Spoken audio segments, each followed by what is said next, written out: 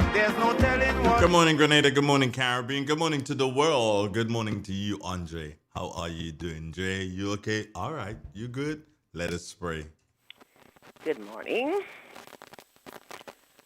The everlasting God is our refuge, and underneath are the everlasting arms.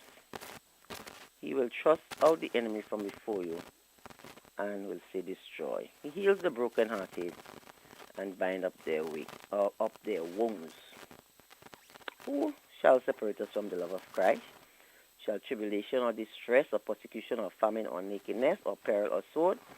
As it is written, for your sake they are killed all day long. We are counted as sheep to slaughter.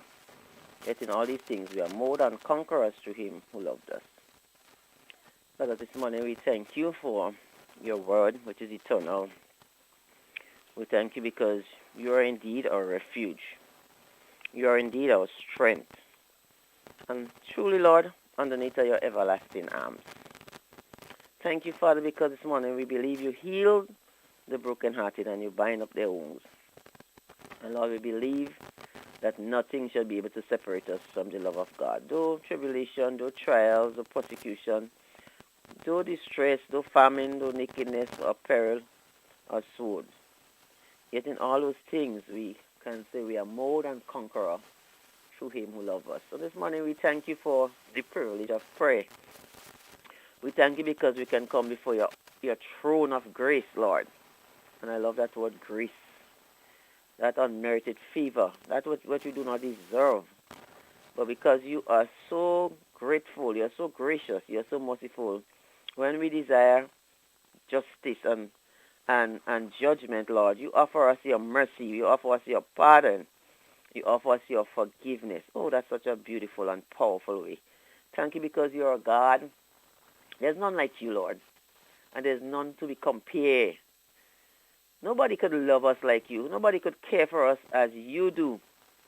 And oh God, even as the walls surround Jerusalem, so you surround us, Lord. And we thank you this morning that we have an anchor. We have that firm assurance that we can come to you, who is a God that never disappoints. You're the God who nothing, absolutely nothing is impossible with you. And this morning we come to you because we know you are God all by yourself. You are sovereign. You rule in the kingdom of men. You are majestic in all your ways. And we come to you this morning because we are in need of your mercies. We are in need of your pardon. We are in need of your forgiveness. And even as we come today, we recognize our sinful nature, our sinful tendency, Lord, and we ask you to cleanse us. Create in us a clean heart, O God. Create in me a clean heart, O God, and renew a right spirit within me. So that, Lord, my prayers and my supplication could be acceptable in your sight. Lord, we thank you because we can join hands this morning and hearts and say, if it has not been for you on our side, where would we have been, Lord? God, we have seen you come through for us. We have seen you walking in our nation. We have seen you helping us through this difficult period that we are going through. Lord, we have seen your hands of mercy. And, oh, God, regardless of how people feel about prayer and feel about this and feel about that, Lord, we know you answer prayer. You're a God who listens. You draw near. You said draw near to you and you're going to draw nigh to us.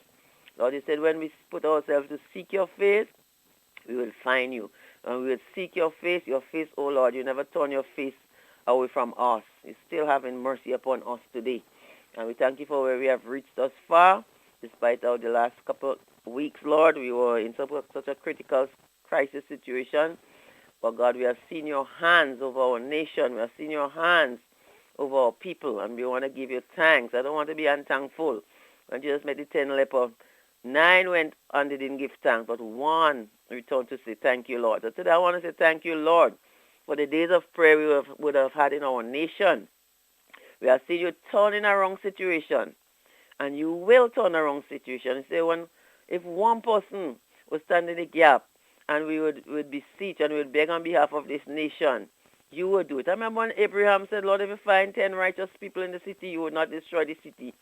And Abraham went down, and I guess if he had gone down to 1 righteous person in Sodom, God, you would not have destroyed the city. But he stopped, I think it was at 5 or 10. But God, you are merciful. And even during that situation, you save a lot and his family out of the filth of that nation, Lord. So we know when we go before your throne and we beseech you, we beg you, you just have mercy upon us. You will have mercy. We think of when Jonah tried to flee from you, Lord. And God, after Jonah became obedient, and he went and he cried aloud over the city of Nineveh. And from the king down to the least one, they put on sackcloth and ashes, and these people repented. And they turned away. And God, you turned away your wrath. You did not destroy the city of Sodom and Gomorrah. And even after that, Jonah was saying, oh, he was kind of upset because you didn't destroy them. But Lord, you had mercy because he was obedient in following. So God, when we are obedient and we stand in this nation and we cry and we speak aloud, Lord, you're going to have mercy because there are righteous people in this city. There are people who seek you.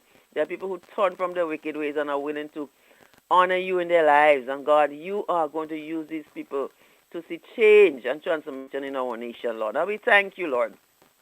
God, today we thank you for all the frontline workers, the defense force, all the persons who volunteer during this difficult time to go out in our communities and to do testings and vaccination or to meet with families and so on. God, we thank you for their courage and for their strength. And Lord, it will not go unpaid, Lord. We continue to pray for them, pray for our frontline workers, pray for our defense force. We want to pray for our government and those in authority. So when we meet in a manner like this, we must pray for them so that they would rule well and we'll be able to enjoy the peace. We, the citizens, will be able to enjoy the peace and the rest in our land. We pray for them. They are men. They are human. They will make mistakes. They're not perfect. And sometimes we criticize them so much to the point as if we are so just and we are so perfect, Lord. And God, today I pray that you would lift up their hands. You would strengthen them. You would grant them the spirit of wisdom, the spirit of knowledge, the spirit of understanding. So the chapter goes forward, Lord, help them to know in their own strength they cannot do it. But if they lean onto your understanding, trust not in their own strength, but they lean onto your own understanding, you're going to bring them through. And we pray for wisdom for everyone who is in a head of departments, every sector of our society, Lord.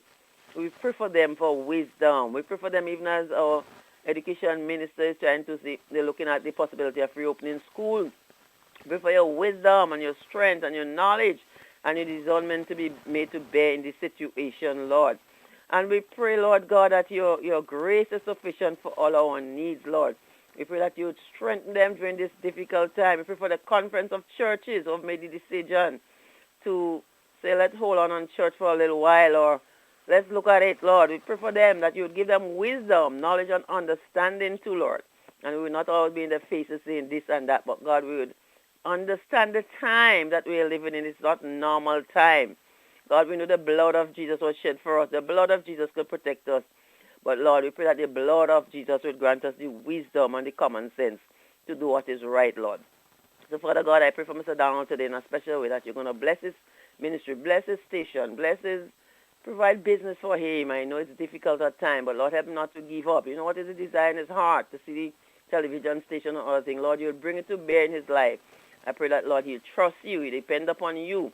He will not lean on his own understanding, on his wisdom, but he will depend upon you. Give him a good day today. Bless his staff. Bless all the other media houses, Lord. And God, today we just want to say that you give us a blessed and productive day. Whatsoever our hands find to do, Lord, let us to do it heartily as unto the Lord and as not unto men, because the reward will not come from men, but from you. Lord, bless our day. Bless our going out and our coming in.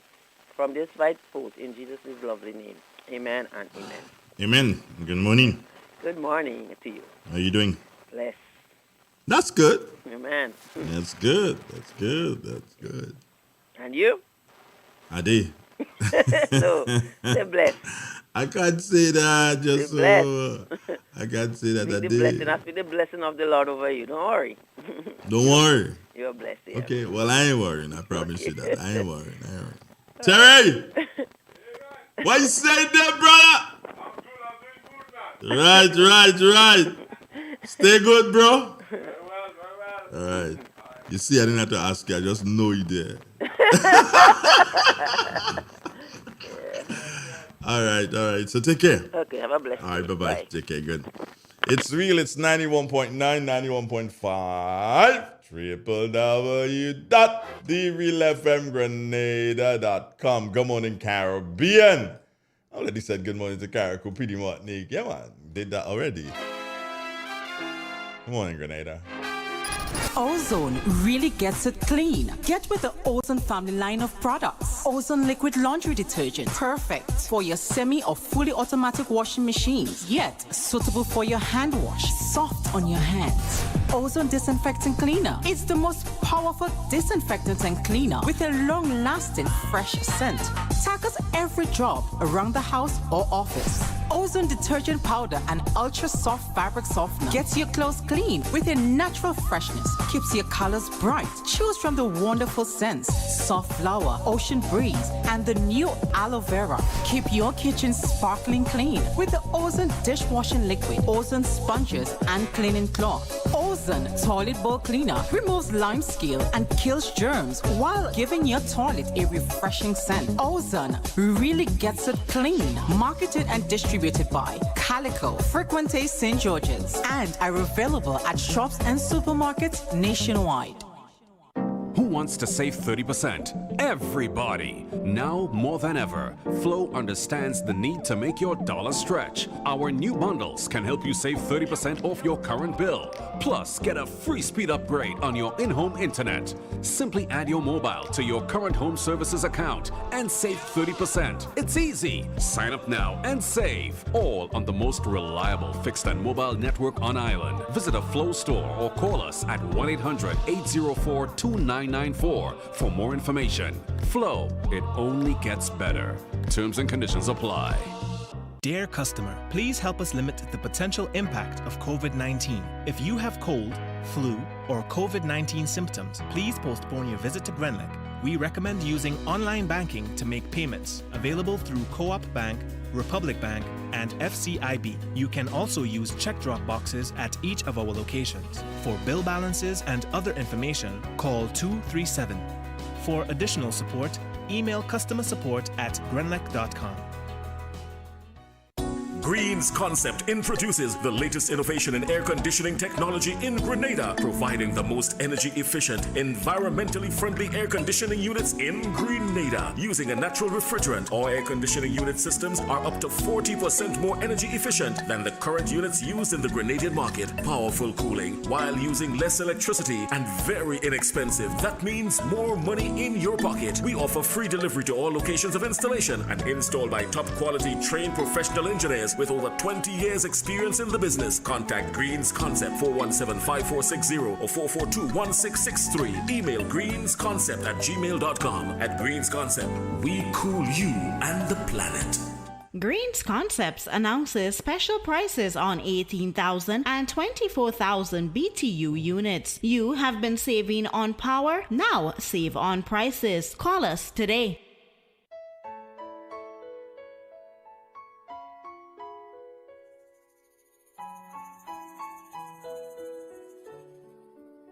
Hey, I am Corporal 85 Grant, attached to CRD Eastern Division, reminding you that incest and all other sexual violence is a crime.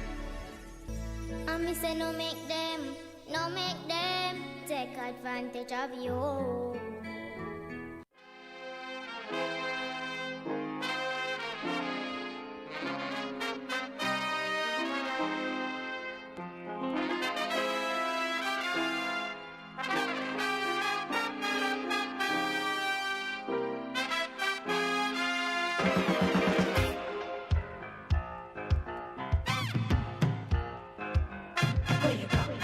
Where you walk, what you say, when you talk, where you go, where you walk, what you say, when you talk.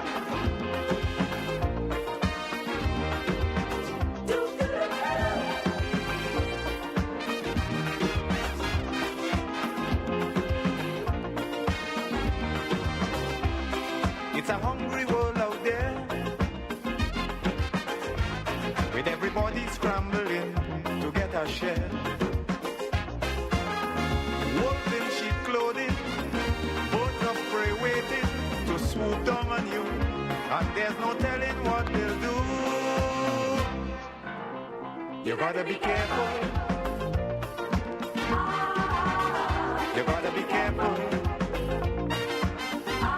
You gotta be. Drumsticks, good morning. Hello, good morning. What's up, girl? I'm good. Right, let's hear you. Good morning to you. Good morning to the nation. A reading from the Word of God, Psalm 27. The Lord is my light and my salvation. Whom shall I fear? The Lord is the strength of my life. Of whom shall I be afraid? When the wicked, even my enemies and my foes, came up to me to eat up my flesh, they stumbled and fell. Though an host should camp against me, my heart should not fear. Though war should rise against me, in this will I be comforted. One thing have I desire of the Lord, that I will seek after, that I may dwell in the house of the Lord all the days of my life, to behold the beauty of the Lord, and to inquire in his temple. This is the end of the scripture reading. Thank you so very much, my dear. How are you doing this morning? I'm good. Family good? Everybody's all right. That's good to hear. That's great news. Well, I'm here, taking care. Catch you again tomorrow morning. Yes, God bless. If God blesses. Yes. All right. You too, love. Take care. All right, bye. All right, good. Real FM, that's what it is. My friend has a terrible headache. So let me ask her. WHATWRONG. Rondalyn, what's wrong? Rondalyn, what's wrong with you?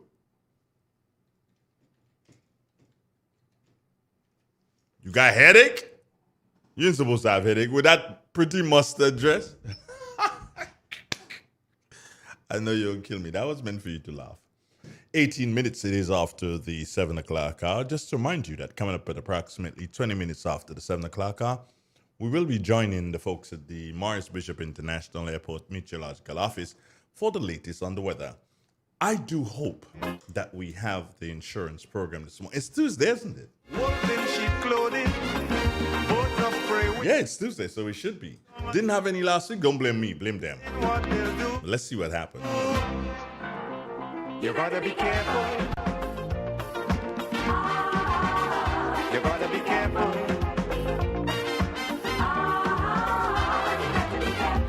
Where you go when you're walking. What you say when you're talking. You gotta be careful. You gotta be careful, careful.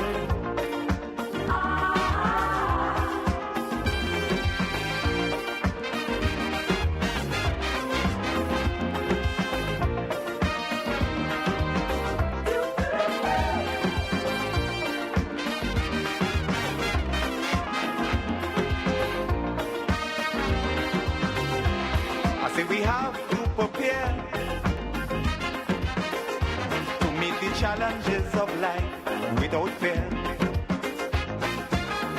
Greed and jealousy, hatred and envy, man, you have to move with care in that jungle out there. You got to be careful. So I sent out all my links this morning. Venice, good morning to you. Yeah, I sent out all my links in relation to the program. So I hope they respond. Landon Jane. Good morning, Mr. Donald and the Real FM family. Well, good morning yourself, my dear. And here's hoping that you have a wonderful day. Bernadette Purcell, what's up? Glad to know you're there. Errol Bonaparte, I know you never miss a program. So, too, Tamika Moses, nah, she doesn't miss at all. That doesn't happen. Vanessa Lalji becoming a regular these days, girl. You up first. Yeah, man. Show them I can do it. Show them, you could move. All right. Rondalyn, what's wrong with you? How could you have headache? No, something wrong with you, man. Go by the doctor and check the doctor and see. Oh, Pat Kip James. Good morning to you, Pat. Caroline, hi. How you doing? Alexander. Ambassador Smith. Yeah, Ambassador Smith is like the #1 ambassadorial listener. Is that a correct thing to say? I hope. You gotta be careful. Yeah, the #1 ambassadorial listener. You gotta be careful. You like with what and how you're doing it. You gotta be careful. If you do, when you do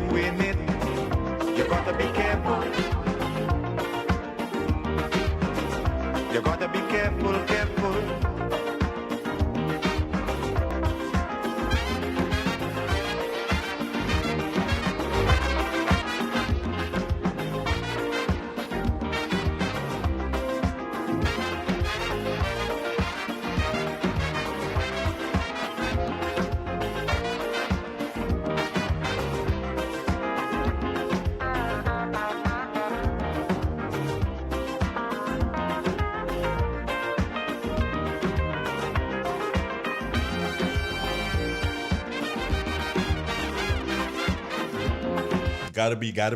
Gotta be careful. Most definitely. Well, I'm careful where I'm getting the weather from. I'm getting it from the #1 source in Grenada. Did you know that? Yeah. The Morris Bishop International Airport. They are the official source of information as it relates to Grenada and its dependencies. So I'm going listening and looking at all of the things. All right. Good morning, Jason. How are you? I'm good, Andre, and good morning to you and Nabi and the listeners of Real FM. Let's take a look at the weather for today, Tuesday, the 12th of October, 2021. At Point Selling, it is fair. A moderate breeze is from the east at 14 miles per hour. The barometric pressure is 1012.3 millibar, which is below normal and rising. The present temperature, 28.5 degrees Celsius. Relative humidity, 82%. Yesterday's maximum temperature was 32.3 degrees Celsius. Over the past 24 hours, we had no rainfall at the airport. The total for the month remains at 65.8 millimeters. Now for the public forecast for Grenada, Carriacou, PT, Martinique Valley for today and tonight. The weather is expected to be generally fair and breezy, increasing in cloudiness overnight with some brief to widely scattered showers and possible lightning and thunder. Today's maximum temperature should reach 32 degrees Celsius. Wind should be easterly to southeasterly at 12 to 22 miles per hour, becoming variable to calm at times. Sea should be moderate to slightly rough, with waves 5 to 7 feet in northeasterly to easterly swells. The public should also know that a marine advisory is in effect. Tide is currently rising, will be high at 10:09 a.m. and 6:22 p.m. Sunset today 5:52, sunrise tomorrow 5:57. To repeat the forecast, the weather is expected to be generally fair and breezy, increasing in cloudiness overnight with some brief to widely scattered showers and possible lightning and thunder. From the Morris Bishop International Airport, Jason Roberts reporting. Thank you very much, Jason, and do have a pleasant day, my brother. Okay then, great. It's real, it's 91.9 on your dial. What's this guy?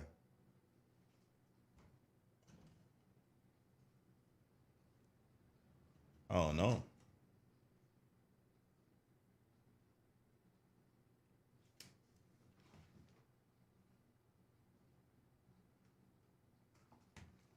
I don't know.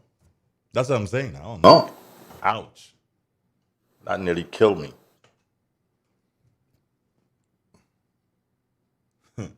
Perlin! What's up, girl? How's that massage parlor going? Hope things are good.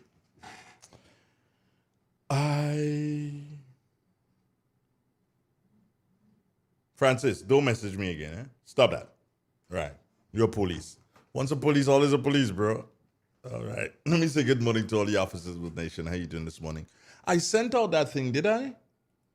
Yeah, to the guys? Yeah, I think I sent it out. Somebody's here? Morning. Morning, Andre. How are you? What was your problem? What is it you weren't hearing? Are you hearing anything now? I can't listen to the radio and be on it, Andre. That would make feedback for you. No, try it. Try it. We're going to have to try to fix it. Don't you think so? Well, let me... You're hearing me? No, I hear. All right, good. Yeah, because what happened before, I couldn't hear anything from the prayer and I could hear nothing in the weather. Well, that's good. It's good you didn't hear anything. That means the weather will be good. Nice. The weather's going to be pleasant today, my brother. You will never have another weather like this. There was no need to be alarmed. There was no need to be alarmed. Yeah. What's up? I'm great, man. Mm-hmm. Everything going okay so far. Well, that's good. I'm just sorting out one or two things here and there because the end of the year is coming up. So, to sort out one or two things. But I'm good. I want to give you an idea. Mhm. I want to give you an idea. And it just, as you said, the end of the year is coming up. It just popped. It just popped to me. I am going to, the end of the year, let me just look at this, Sheldon. And this, I think, on the 28th, on the 28th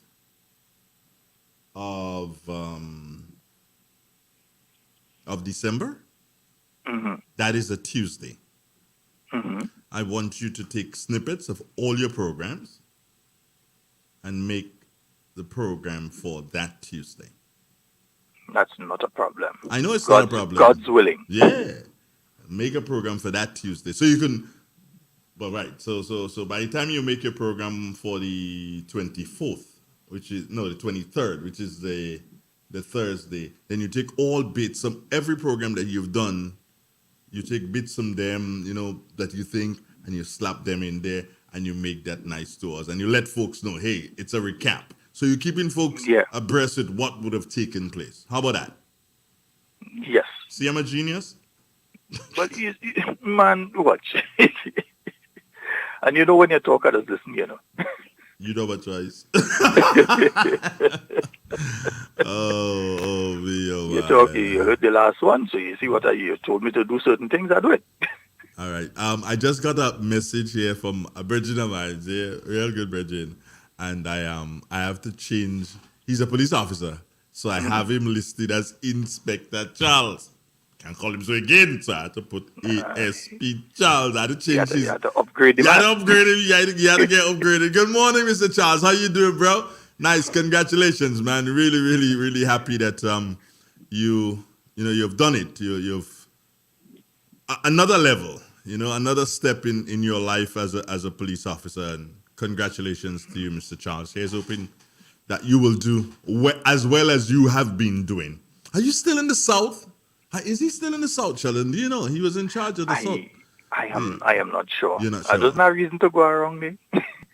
You stop behave good? Man, I doesn't interfere with the police in roadblock and tell them I was this and that. I does not end up in no station. Who ends up in station, Sheldon? Come on, tell me. I fast. That's the whole thing, man. That's the whole thing. I doesn't have to go and tell no police officer I was an ambassador or this or that and all kind of thing, and he can't tell me that. And That sound like a person with your name, so. Nah, it's not nobody with my name now. All I do is I respect police officers. I stay off the road when it's curfew time, same as Andre does do. I stay off the road and I do what I'm supposed to do. I wear my mask in public. I keep my distance. I sanitize. I do what I'm supposed to do. So I don't end up in no problems. But yeah, once you do what you're supposed to do, you're not supposed to have any problems. You shouldn't have any problems at all. But Andre, on that token, let me say on my behalf just a special good morning to all the men and women of the Royal Grenada Police Force, those in the prison service, and no matter what branch of the police force, I know the prison service is separate, but those who are in the police force, no matter which branch they're in, immigrations, the Coast Guard, wherever they are, just say a special good morning to each and every one of them. Because even when we had the lockdowns, it's not like they was going to lockdown. They had to go out and work still. Well, yeah, they never get locked down up to now. Everybody else get locked down. You stay home with your family, this, that, the other. Even though you might not want to stay inside, you had to. Not the police, I'm just going to say it this way. To all those police officers who know their work, one love. I got you. I got your back. Those who ain't work, fire! And those who ain't work, they know who they are. Well, when they work, you see what happens. They leave from inspector and they end up in as a ASP. And then, after a while, they could go up to a soup, you understand, a superintendent. Yeah, so. So why you didn't say I could go as commissioner? Nah, you had some kind of police rank yourself. Me, I ain't taking part in that one. You are the commissioner to talk about that one, or the Public Service Commission. If Mr. Bido was still alive by now, so I have so much rank I lean on one side now. You know, the Korean generals just look when they're walking around, they have a pile of medals. A pile of medals, stick on Hanging their down the chest. jacket. I'm telling you, if Twice was still alive, Regine, I had so much thing I had to walk with stick on one side to prop me up, But what's making it wrong, Sheldon? What's happening? What's making it wrong? I got my guys who are gonna come in on the insurance program in a while. Yeah. Ryan, good morning, Ryan. Nice to see you. Ryan is already there. I haven't seen Robert as yet. I haven't seen Ryan. Can you please call Robert? Yeah, while I do my chatting here, Ryan, can you please call Robert and ask him what's wrong with him? So Ryan is already there. But yeah, tell me what's making it wrong, Sheldon? Well, the main issue around, as you know, is COVID. It's still just the COVID, and so with that, I must say though, Andrea, I saw some sort of things taking place this weekend. It nearly tickled me to think that probably we needed another weekend lockdown because like people didn't learn the lesson. You had guys going out and making coke. You had people going around the island making lime, that sort of thing. You had fellas jam up bars as if it had COVID gone, man, that gone away. Not understanding that was the first wave. It could have second, third, fourth, fifth, sixth. It could have all of that. And I saw some behaviors this weekend, Andre, that honestly, I'm not a person that gets scared, but it has me concerned. I don't scare easy. It has to take something real thing to scare me. But I am concerned for what I saw happening over the weekend. I saw some behaviors there, just like people just went back into the same mode as they were just before we got hit with this wave. And it's troubling to me because if they continue like that, tell yourself by the time December, we're back in a lockdown mode again. I mean, it's serious. I think some of us need to pay attention to what we just been through, man. Understand, we started the year with, I think it was 0 or 1 case that had died. And now we down to 180. We have more people that haven't died here with COVID than has happened in Barbados, a much bigger country than ours. Well, yeah, Barbados, I don't think they've gotten to 100 as yet. They haven't gotten to 100. And if you look at the number of people that have been in hospital, 200 plus, and the number of people who have died, 180, there's a story there. There is a story there, and it's not the healthcare system itself, because we have some excellent people within the healthcare system, and provisions have been made for the care of people who are going into the hospitals with COVID. The problem is that people just not taking care of themselves. You could be fully vaccinated. You have your both shots and you're fully vaccinated. And if they're not taking their medication for the underlying conditions, the things like for instance, you have a lot of people that are diabetic, and they know they're not supposed to be drinking alcohol. They know they're not supposed to be eating certain foods, and so they know that. They're drinking the alcohol, they're eating the food, they're sending up the blood sugar level, and they're not taking the medication. So by the time they get COVID, they're fully vaccinated, yes, but by the time they get COVID, their body is already in a weakened state. The vaccine doesn't make your body a superhuman.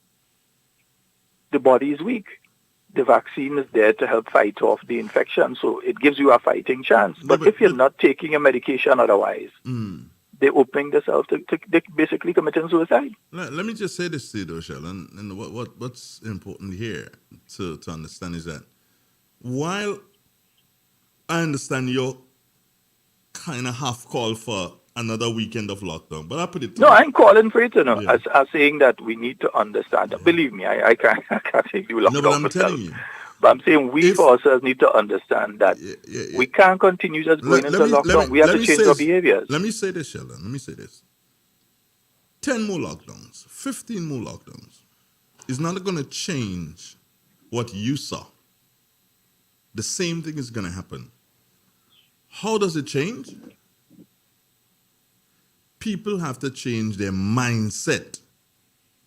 And people have to understand what can happen and what has to be done in order to curtail what can happen. Mm-hmm. So even if we say, hey, Prime Minister, but you should have done, another 2 weeks, that ain't gonna help. The thing is, people have to learn to live with this thing around them. I've learned to live with it. No, it doesn't mean that I wouldn't go out, but before I go any place, I'm going to make sure I know exactly where I'm going. I ain't hanging on the blocks like I used to. Yes, I would hang out by my partner Ched for a couple of minutes, but I make sure that I'm wearing mask. And as soon as I get inside of my vehicle, before I even pull out, I sanitize. People have to learn. Let me tell you, if we have 30,000 vehicles in Grenada, we have about 500 who carry a personal bottle of sanitizer. People have to learn. You have to know that, okay, in your vehicle, you should carry sanitizer. It's your vehicle, yes. But when you step out, when you come back in and you do not sanitize, what happens is that you make your vehicle the other person's space too, because you bring in what they have. Mm-hmm. So the mindset is what has to change. Do you understand? If we could change the mindset of the people, if the people understand that things need to change in the way of how they act, then, Sheldon, we on the road. Prime Minister go lock down from now till Christ comes. I agree with Ain't you. gonna change. I agree with you more than anybody could ever agree with you, Andrea. And I think that was the point I was trying to make. Because, as I said, I can't deal with the lockdowns myself. Even though I'm not a person that's all over the place and going all over, since March of last year, I've been operating from home. That is what I've been doing from March of last year. I've been operating from home. And in my nature, I'm the type of person, I don't mind being home, working and such. But you can't go into just more lockdowns and more lockdowns and more lockdowns and more lockdowns. We just have to understand what is taking place and do what is necessary. As a people, I agree with you. The mindset has to change.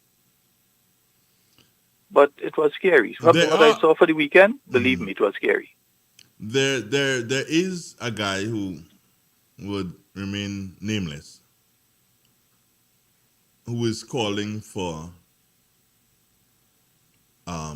protests for people and what they call their rights about mandatory vaccination. Mm-hmm. Now, I'm a fan of wrestling. And there was a wrestler, he had a statement he used to say, I pity the fool. I don't remember who that wrestler was. Mr. T. Oh, Sheldon, you're a guy. I pity the fool. Mm-hmm. Mr. T. Mr. T. You're the guy. Mr. T. He used to wrestle and he used to be in a team. Exactly. B.A. Baracus. Yeah. Right. I pity the fool. Because anytime you see people or individuals start doing things like this, I pity them. And some people say, well, they don't know better. Yes, they know better. They know exactly what they want to do. But you know what, Sheldon? You know what is devastating here? Is that Grenadians are contributing to that. They're the ones who continue to pay for these theatrical moments. Do you understand? They pay for drama. That is like Young and the Restless and the Bold and the Beautiful and General Hospital. Because if the amount of monies they pay for that, for those theatrical moments, if they would have invested that in their country, Grenada, we wouldn't have a pothole, we'd have a better hospital and be able to offer more services than what we're offering at our hospital. And we probably might have had a new one already. Transport system would have been AI. But they continue to put the money in Jacka Hat's pocket. By all means, go ahead.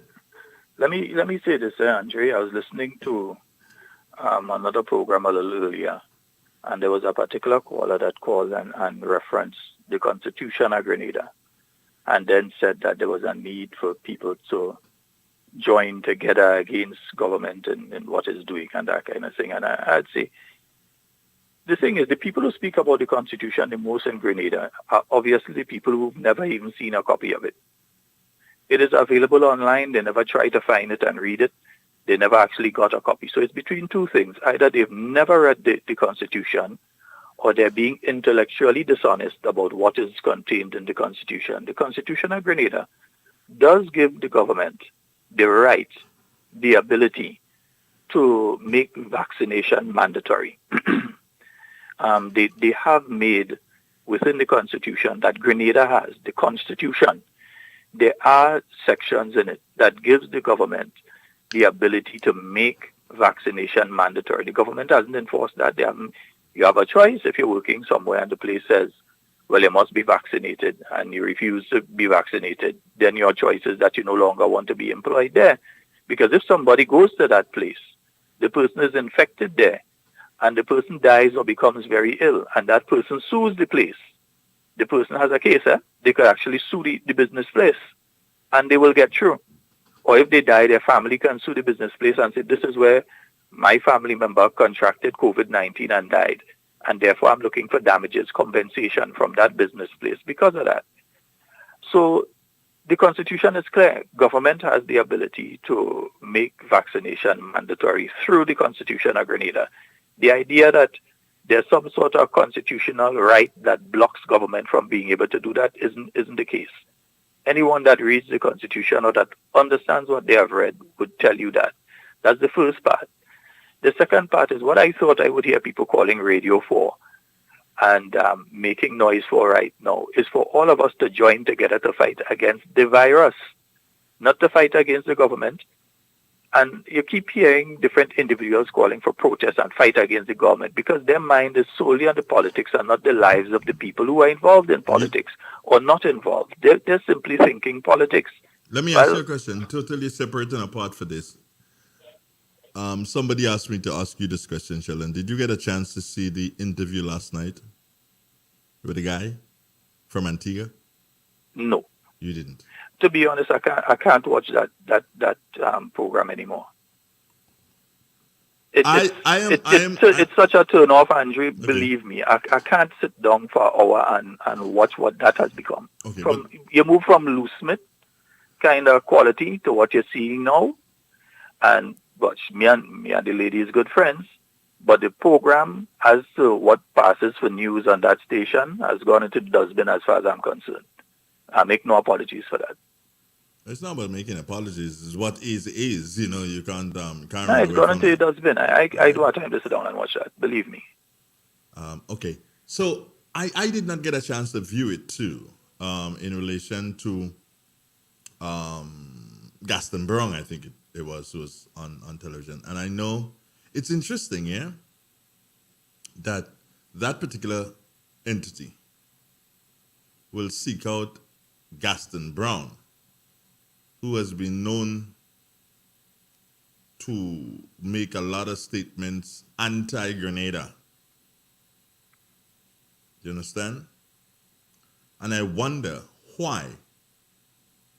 Because in Parliament a couple of weeks ago, he made a statement in relation to Grenada and the police handling of the jab activities. Yeah, he wanted to tell us how to handle our security in our country. He don't even know where jab. You understand? But you see, what happened, what is taking place there is the exact reason why I don't watch that program again. The news, as well as that program, is being driven by social media. If there is a rat that is sighted on one of the out islands there, and the rat big as a deer, and everybody talking about that on social media, that is the top headline in the news for that entity. If there is a fight in town, and that's the hot topic on social media, that becomes the top news for that entity. It's no longer a situation where you have people going out and find news and doing interviews and doing programs and so on, what is going on. It's just whatever is popular on social media, that becomes the news. And because that was kind of popular for a while, that's the reason that the individual there. I honestly, I ain't wasting time and watch it. I'm not saying other people should not. Watch, educate yourself, learn. Me personally, I do a time. I hear you, sir. Goodbye. God bless you and take care. Same to you, my brother. One love. Great. All right. Blessings. All right. It's 7. Hold on. Let me just do. Yeah, I'm just going to do something here. You know I do strange things. All right. Yeah, I do strange things. Yeah. You'll hear my phone ring. You'll hear my phone ringing. Stranger things have happened in the world, though. Uh-huh. Hello? You will live for a million years. I wouldn't live for a million. Just remember, whatever you say is live on the radio, eh? Well, I want the radio to know, the nation to know I tell you live for a million years. Let me let you know. I sent you something in your email. Let me go and check it. Yeah, goodbye. I can't understand. Ryan, what's wrong with this guy? Ryan, I know you're hearing me now. You're only smiling like a sheshe cat. Whatever that is. Yeah, you're grinning now like a grinning puss. Okay, go ahead. Grin and smile. I can't hear you, Ryan. You could only want to hear. I will hear you in a minute. All right. My good friend sent me.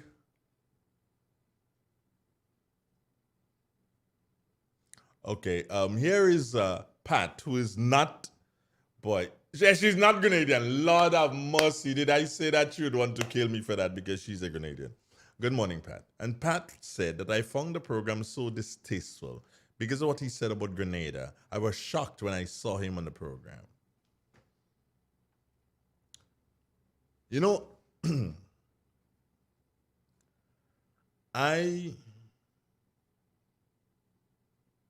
at this particular point in time, I know we don't have the money. I know we don't have the monies. Because if we try to bite back, the Trinidadians would want an arm and a leg for it. We didn't know they pay scrapsies for it. They would want an arm and a leg for it. If we try to bite back. We know that. But I'm saying to local investors, it is time for us as local investors, people who have the monies, it is time for you to do something about Grenada as it relates to the media. Somebody has to do something. Yeah, you're going to get the concessions. Yeah, you're going to get the support from government. I know that. I could almost, remember I said, I could almost guarantee that. But somebody needs to do something.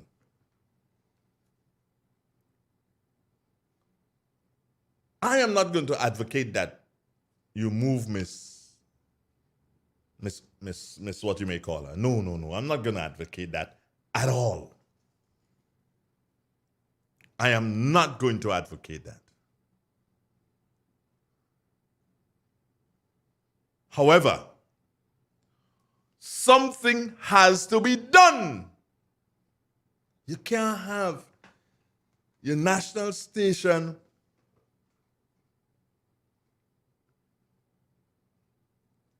pulling down your country. Is that what it is?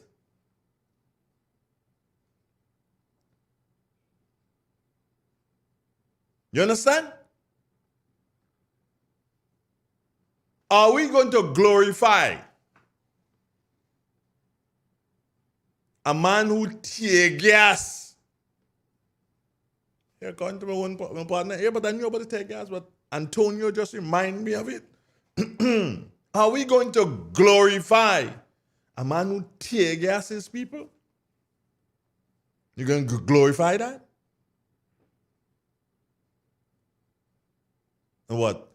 He wasn't on the island? Oh, please, give me a break. Gaston, give me a break.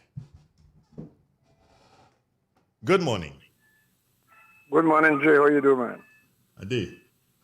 Yeah, I have a very important announcement to make. Go ahead. I'm in search of a guy. His name is Brian Smith. He has a car PAB 166. I understand that he might be the brother of Lou Smith. About a month or two ago, he came down here and the car broke down by me, and he brought the car in the garage, and he went to get a gas kit. Then I was told he was hospitalized, and I told him that he passed away. And the car is here. Nobody contacted me. His passports and everything is in the car is intact. So I want anybody who knows him can give me a call on 535-4401 or 438-2914. The number of the car is PAB 166. I'm listening to you. Go ahead. Yes, and the name is Brian Smith. That's all I know of him. And the car is in my possession. And I he had passed away. I'm not too sure. All right. I hope Okay, somebody my will have boy. heard. Have a nice day. You too, man. You too. Right. And congratulations to my boy, man. My trainee, Mr. Charles, man. I'll tell Sheldon, give me a call. Thank you very much. All right. One love. It's real. It's 91.9, 91.5, www.drealfmgrenada.com. No, I'm coming back to the thing. Look at my friend who's viewing on YouTube. ZKAKA. Totally agree with Pat. I heard that guy saying last night that Grenada actually storing bodies in containers, giving the impression that things are so out of control here. No, blood fire. And when I hear these things, I get upset. I'm not supposed to get upset. Andrew, just cool it. You're not supposed to get upset. I'm not supposed to get upset. So I wouldn't get upset. But how we can have this person at the helm of what is our national station? Huh?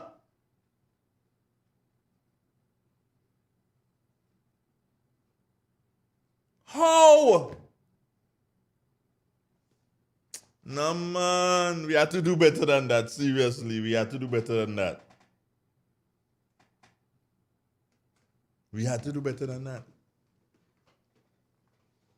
We must be proud of what is. Anytime something carries national, we must be proud of it. National football team, we're proud. National netball team, we're proud. Swimmers, national, we're proud. National Prime Minister. Your Prime Minister is a national thing. We're proud. Minority, yeah, them in the corner over there. Like there is this. Not everybody like everybody in the national team. Some people believe others should be there. That is. So not everybody like the PM. That's okay. That's all right. You have the rights. Good morning. Good morning. Oh, lost you. You have the rights not to like him. That's your business. But he's the PM. The cabinet is a national thing. You have the rights. You don't want to like the makeup of the cabinet. That's your business. Some ministers don't even like the makeup. Did I say that? Oh my God. Andre, you could get into trouble. You know? And according to my good partner here, Anthony Turner, he said, boy, Dre, he did make the statement was storing bodies in containers, and the host did not correct it. Who is the host? No, hostess. Morning. Yeah, morning, sir. Yeah. I think Mr. Brown was very much on target last night. I was shocked and surprised how well he did. The gentleman said that, like Grenada, in Antigua, they do have those refrigerated containers also to contain the bodies. He did not say anything negative about Grenada. In fact, he said that whereas, the host was quizzing him on that about mandatory vaccine, and he was saying he cannot tell Grenada what to do, but he will do what is best for Antigua, in the sense that he has to protect those who are willing to be vaccinated and not yet vaccinated, that those who doesn't want to be vaccinated, they cannot violate the rights of those who are not yet vaccinated. So, or those who are vaccinated in Antigua. So what he said was, whereas Grenada is not doing like him, he's not condemning Grenada, but he is going to do what he have to do for the benefit of of Antigua. He did not say anything out of order. Those containers, whereas we were complaining about those containers and condemning it, he said that they do have such container in Antigua also. So he didn't say nothing out of order. Okay, but how you just talk and you just go so heavy? Okay, you're behaving like that. You're running? No, I say you run it. I running? You run it. Run it, I say I'm here. Oh, you there? Good. First, we don't have bodies in containers, eh? No. The container, singular. The container was prepared for that eventuality. Yeah? You agree? Yes, but we have more than one. More than one? The other company ordered one also. Which other company? You have two companies here, right? What companies Blackwa you talking about? and Bailey. Uh-huh. They both ordered containers. They both ordered containers. Yes, refrigerated containers. But that's not but that's not a government thing. No. That's a private thing. So any private person could order what they want. I could order coffins, you know. Remember. I can order coffins. It was said that the government. What? That was the cry, you know, the government. But the government did no such thing. No, he said that he did not. He Gaston Brown, did what he did with his containers. The government of Grenada did no such thing. Well, we know that. Oh, you know? He did not say that. He did not say that directly. Okay, let me ask you to respond to this. I found the program so distasteful because of what he said about Grenada. I was shocked when I saw him on the program. How do you respond to that? I do not, like Sheldon, I do not usually listen to the program. When I heard the topic, I decided to take in a bit. Okay, so you didn't listen to the program. So we can't have that conversation. No, I listened. But you just tell me you don't listen to the program, or you tied me up? I usually listen. I don't usually. So did you hear the program in its entirety? Yes. So you heard it from start to finish? Yes, man. Well, you really tying me up now. Go on. I know how to comment I said again. I don't usually listen that program, like Sheldon Scott said. You remember I mentioned? I don't usually listen it. But when I heard the topic, I decided to listen. Okay? So that's where I got the info. And I was shocked when you were speaking. Because when the hostess asked him about the jab and so forth, and he said in Antigua, she asked him about the tear gas and so forth that was used by the police. He said he was not in Antigua when it happened. Watch now. You see that statement you make there? That ain't making sense at all. He is the prime minister of the country. Whether you're in Timbuktu, you're the prime minister of the country, and tear gas pass, you have to take the responsibility. He said he took the responsibility. He said he was not I thought when you wasn't there. but he took responsibility. He said he took responsibility for it. The police was right to use whatever means possible to defend the country from those mobs that was starting to gather to create problems. He said he took responsibility for the police doing that, but he was not in the country when they did it. All right, bro. I gotta go. I got Robert White on the line. You need to listen to news, eh? What's that? You need to listen to news. Now, International news. if ever you call here again and you try to embarrass me, I'm gonna cut you off. Okay, thanks. Good? Take care. Don't practice that stupidness again. All right. Don't practice that. All right, good. Take care. All right, good. 91.9, 91.5. Ryan Parrier, good morning to you. I had to come to you, bro. I had to come to you. Good morning. I'll take a break from this one. I'll get back to it. Yeah. And Robert White. Is that what Robert is now? Robert is no picture? The camera not working, Robert? Your microphone not working, your camera? Ryan, good morning nonetheless. How you doing, my brother? I'm doing good, and you? I'm okay, my brother. I'm okay. I see they have you walked up this morning. Say again? I see they have you walked up this morning. Yeah. Sometimes they get me like that, you know.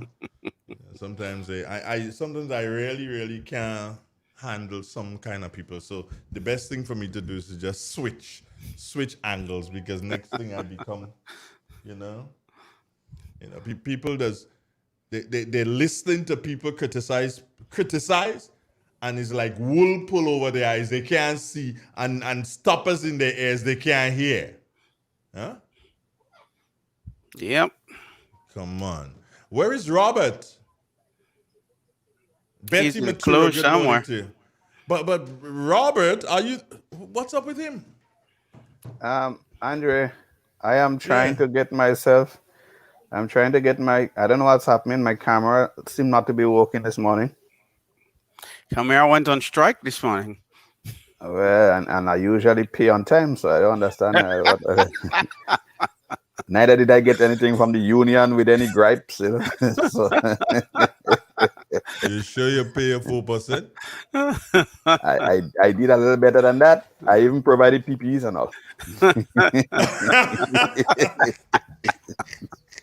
I don't know, but we're hearing you nice and clear. You hearing us though? Are you? I'm hearing you, and my thing is telling me I'm in the show.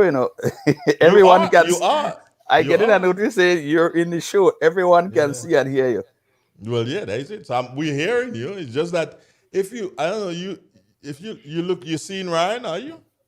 I'm seeing everybody. You seen what you look like?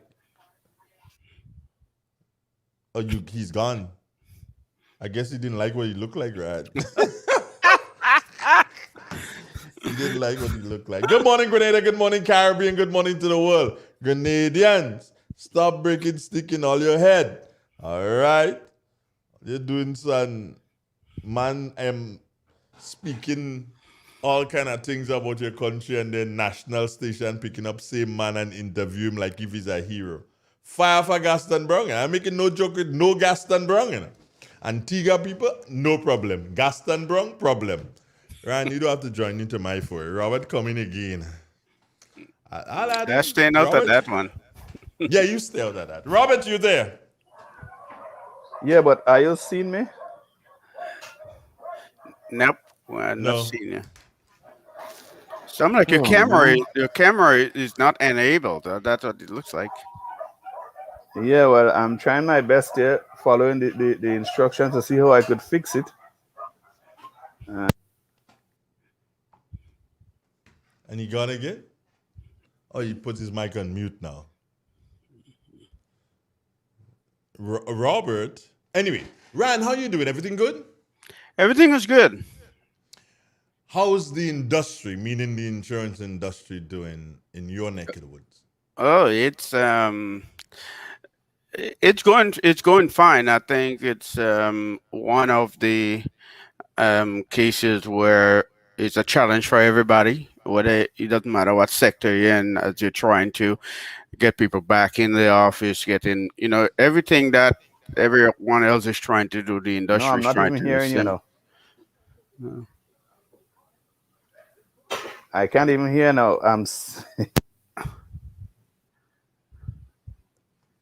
let's let's leave him. Let him sort that out. Sort yourself out, Robert. When we see you, we'll deal with you. Yes, Ryan, talk to me. I know you have to go at 8:30 thereabouts. So let's talk. Let's talk Yeah. without him. Yes, I'm saying it's a challenge for everybody as they're trying to get people back in the at the workplaces, trying to put um, COVID protocol in place. The I think the good news is that there have been companies that trying to be like the company I work for, trying to really put vaccination in front and encouraging and putting encouraging people to take the vaccine and all the stuff like that. So the industry have the same challenge every industry have in terms of that. So. Right, Ryan, you spoke about your company that you work for. They're trying to, well, they are encouraging people to take the vaccine, so as to protect themselves. How has that been with your fellow workers? How's that been?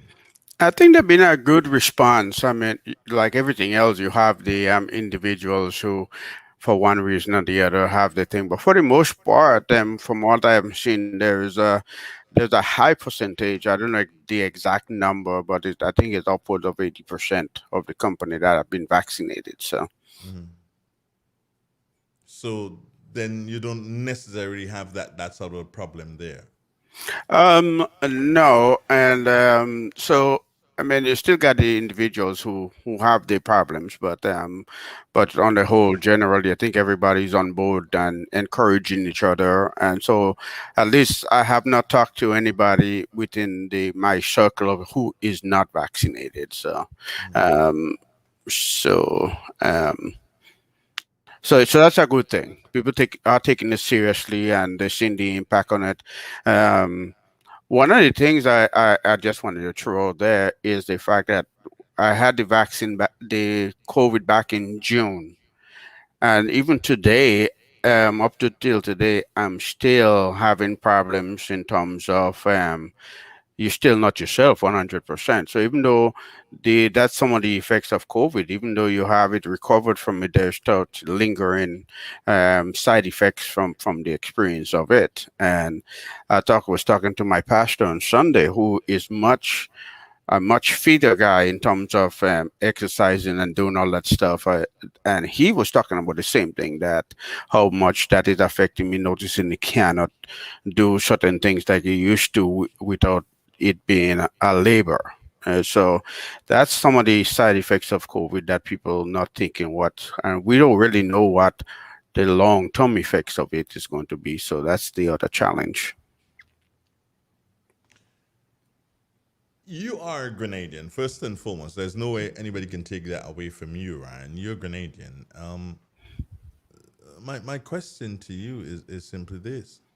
How do you speak, or what do you say to fellow Grenadians who are not just in the insurance industry, but you're a teacher at one point in time here, and recently our Prime Minister addressed the nation, and he did speak to the uptake with certain sectors, teachers identified as one of them, in relation to taking the vaccine. As a former teacher and an insurance advisor, if I can, they call you that. What do you say to teachers and other like workers in relation to the vaccine? Well, I think it's about taking care of your fellow man. And I think if you are interested in taking care of your fellow man, you're going to do what right. You're going to follow the protocol. You're going to do so. One thing Grenadians have going for us in terms of that, we are what do you call it? A healthy nation in terms of we take care of ourselves. We hygiene freaks. We do that. Those are natural things to us. We bathe every day. We do all that stuff like that. So in terms of the hygiene part of it, I think we have that going for us. So it's just a matter of doing what we normally do with a little extra. So I think if you're thinking about your fellow man, you're going to do all those stuff. I think selfish people are the one that does not, and that's across the board. If you're selfish, you will not do the stuff that you need to do to take care of your fellow man. And to me, I think that's we got to get out of our way and help our fellow men.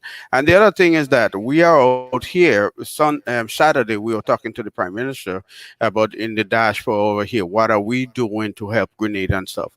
And Grenadians out here, whether you're in US, you're in Canada, where you're in the UK, we are out here doing stuff to send stuff to Grenada.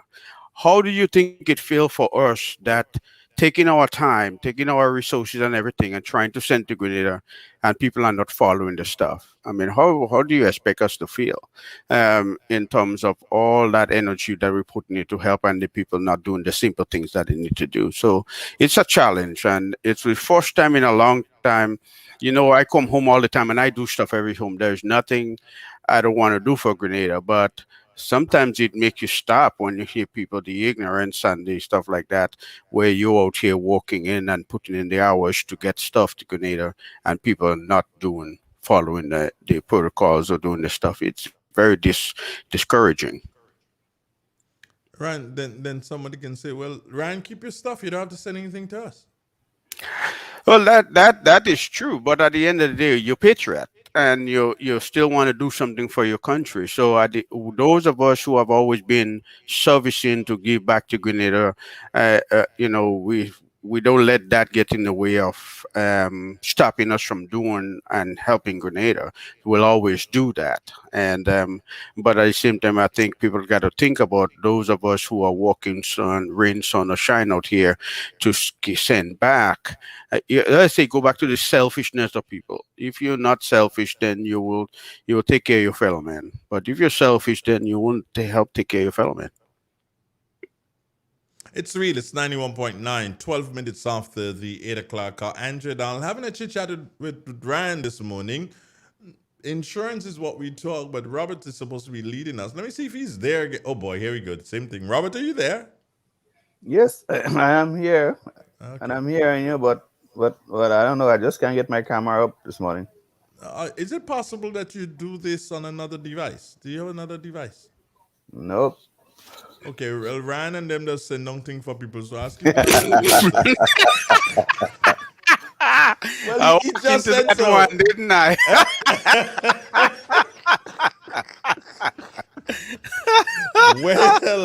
Well, bro. I mean, he just said it. He just said it. Robert, you heard the questions that I would have put to Ryan in relation to him being a teacher and his advice to teachers. And any comments on it? No, I didn't hear that question. Oh, you didn't hear that question? Okay. No. Well, the thing is, Bobby, let me ask you not the same question, but let me ask you a question around the same thing. You have quite a number of teachers, correct, Bobby, who are clients of yours in relation to insurance, correct? That is correct. Right. Have you spoken to any one of them, not collectively, but individually? And you don't have to give names, of course. But have you spoken to them? And if you have, what has been their response in relation to being vaccinated? I speak to folks all the time, not just necessarily teachers. So I can't say I've singled out teachers. You speak to your clients, in how do I say this? You're across the board. Whenever you meet them, you speak to them. Most persons have who I speak with. You get the odd case of persons who are not necessarily, they haven't gone to that point as yet. I'd like to put it as that, where they have actually made a decision, right? But most persons who I've spoken to have, and I found that interesting, because we all know there are sentiments against. A lot of people have issues, and I think too, it is important that we listen to persons who are not necessarily open to taking a vaccine, because I believe that people have a story. My mother always said to me, listen to people, everybody has a story, right? Now, you may not agree, with what they're saying. But one of the things that you can do is help them to make a decision. Now, in my business, and Ryan, you would appreciate that listening with empathy is an important skill for survival in the insurance business. But Yep. actually, it has trained me to be that way in life in general.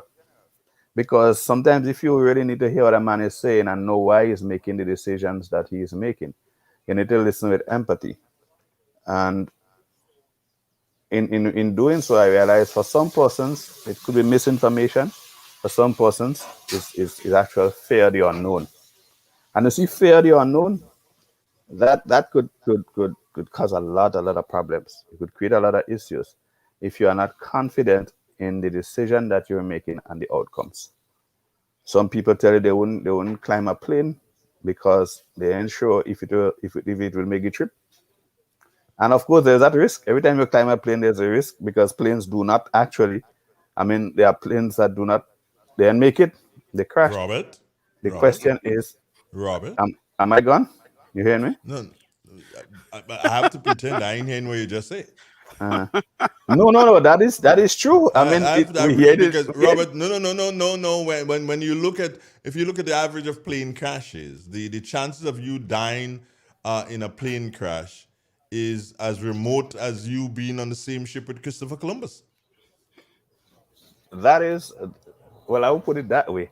What I No, would but say, it is.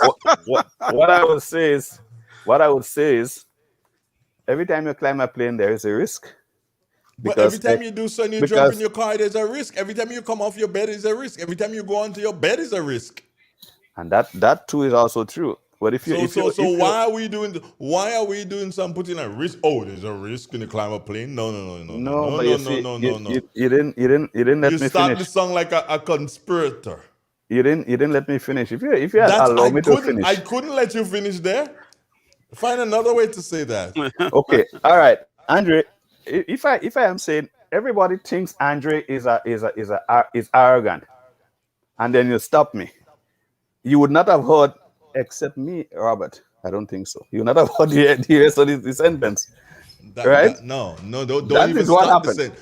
Don't even start the sentence then. Yeah. Don't even start the sentence because the mere fact you start the sentence, it means that you're now becoming a conduit. But I wanted to make the point to show what No, people are no. thinking that. There's some ways you do not use to make points. Hey, Don't be a you just conduit. hit Robert. You just hit on Andrew's biggest fear of flying. I think so. I think so. Fear of flying? No, I have no fear in flying, my brother. I have no fear in flying. What you may be surprised with, I have a fear in driving it, Robert. Yeah, that I could attest. There you go. You too, Ryan. Hey, Andre, I want to share two flyers with you real quick. That is the question you asked me earlier, and let me see if I could do it real quick. And this is the how do I do this? I want to share. Okay, share the screen. Okay, open. I'm Come only on. seeing your face, eh? Robert, can we have a discussion while Ryan is doing his do? Is Yeah, he Drop there? this in here. Okay, tell me, Robert. I was kind of interested in what he has to share too, but since Yeah, he well, Wait, hold having on. difficulty sharing it, No, I think this morning some Andrew did something to the greed has a to the lot to do with screen. sharing, eh, Robert? yeah, you want to. Greed has a Share lot to do screen. with sharing. You want to Share keep it for screen. yourself. Yeah,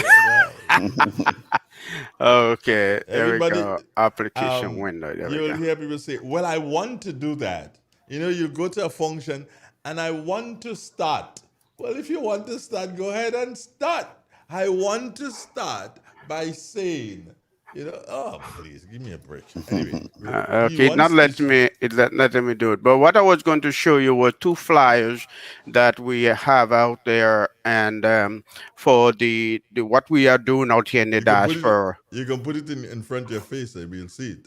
Let me see if I can. No, I could do it. Do you No. have the physical ones? Yeah, let me do that. Yeah, that's a no, If you put the physical one in front of your face, then we'll see it. okay. That's a good So idea. you there, But hide your face, I'll hide your send it to face. you so you could share it for us. Let me. All right.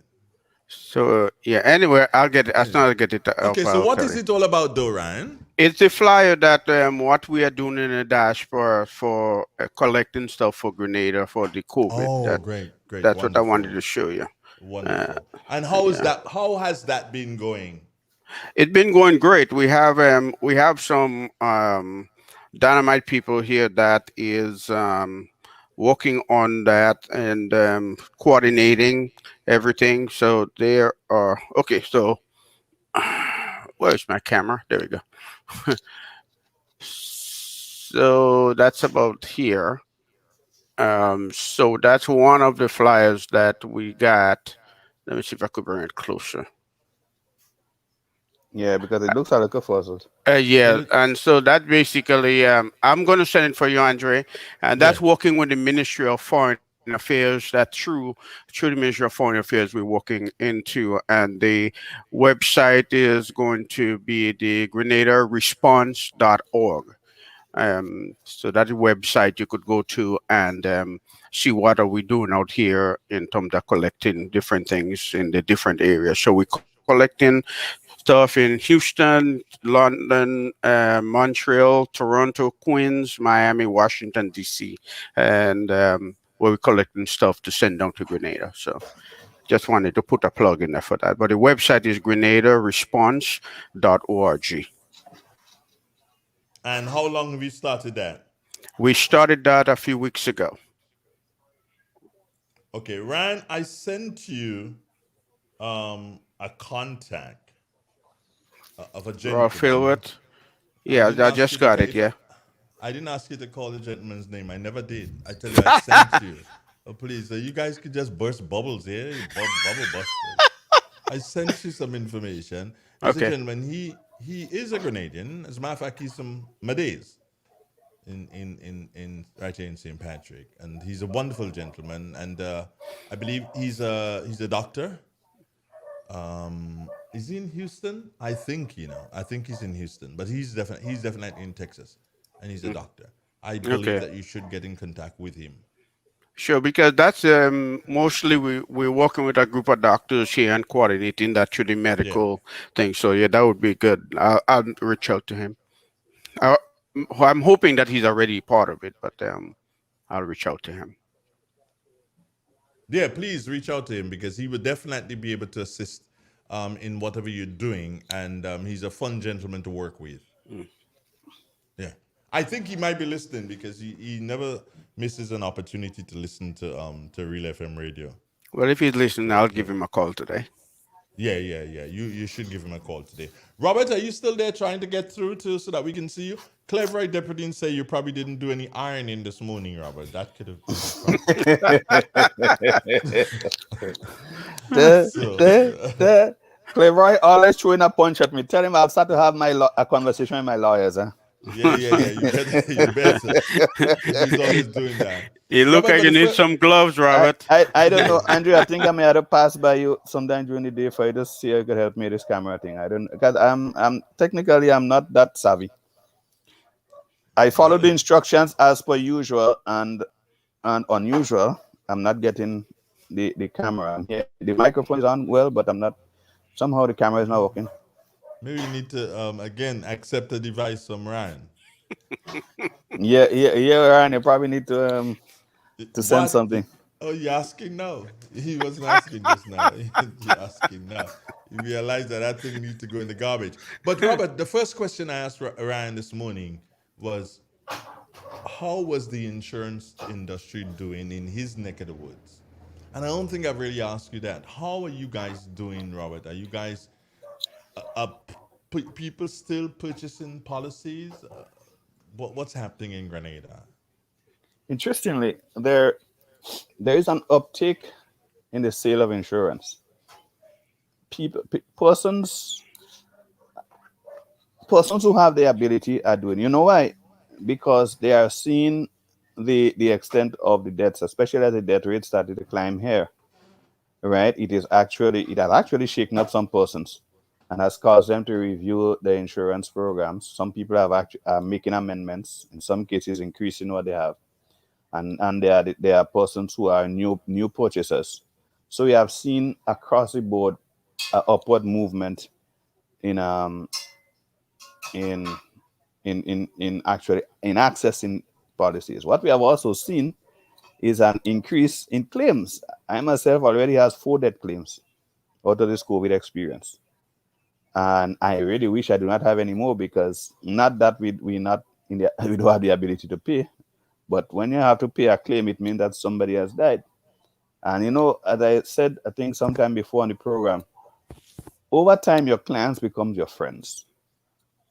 And it pains you when a friend die as much as it pains you when a family member die. So you're sure that sometimes you think, boy, I really hope that none of my friends contract COVID, or if they do, that they are able to beat it, as some persons have. But when these people do not, and they are your clients, it really, really pains you. So as I've said, I have had 4 death claims so far, all of which will be paid. And that's the other thing that some persons worry. If they die as a result of COVID, is there anything that the insurance company would use to say I'm not paying? I get that question all the time. I think that's the number one question right now we get, even with Yeah. the companies, that how does COVID affect things? So people are worried out there, and rightfully so, in terms of that. So yeah, we're seeing the same thing here too. And I want to say on the No, radio don't here. want to say it. Say it. I say on the radio here, as I have said to people directly, that they need not be worried as long as your policies are up to date, meaning that your payments are up to date, right, and you are following the your contractual obligations, which is really just to keep your premiums up to date. That's all you have to do when you actually purchase an insurance policy. Then all the other obligations on the policy, or as defined in the policy, the insurance company is obligated to carry them out. So one of which, of course, is in the event of death, that you will be paid. Interestingly, one of the companies I represent has actually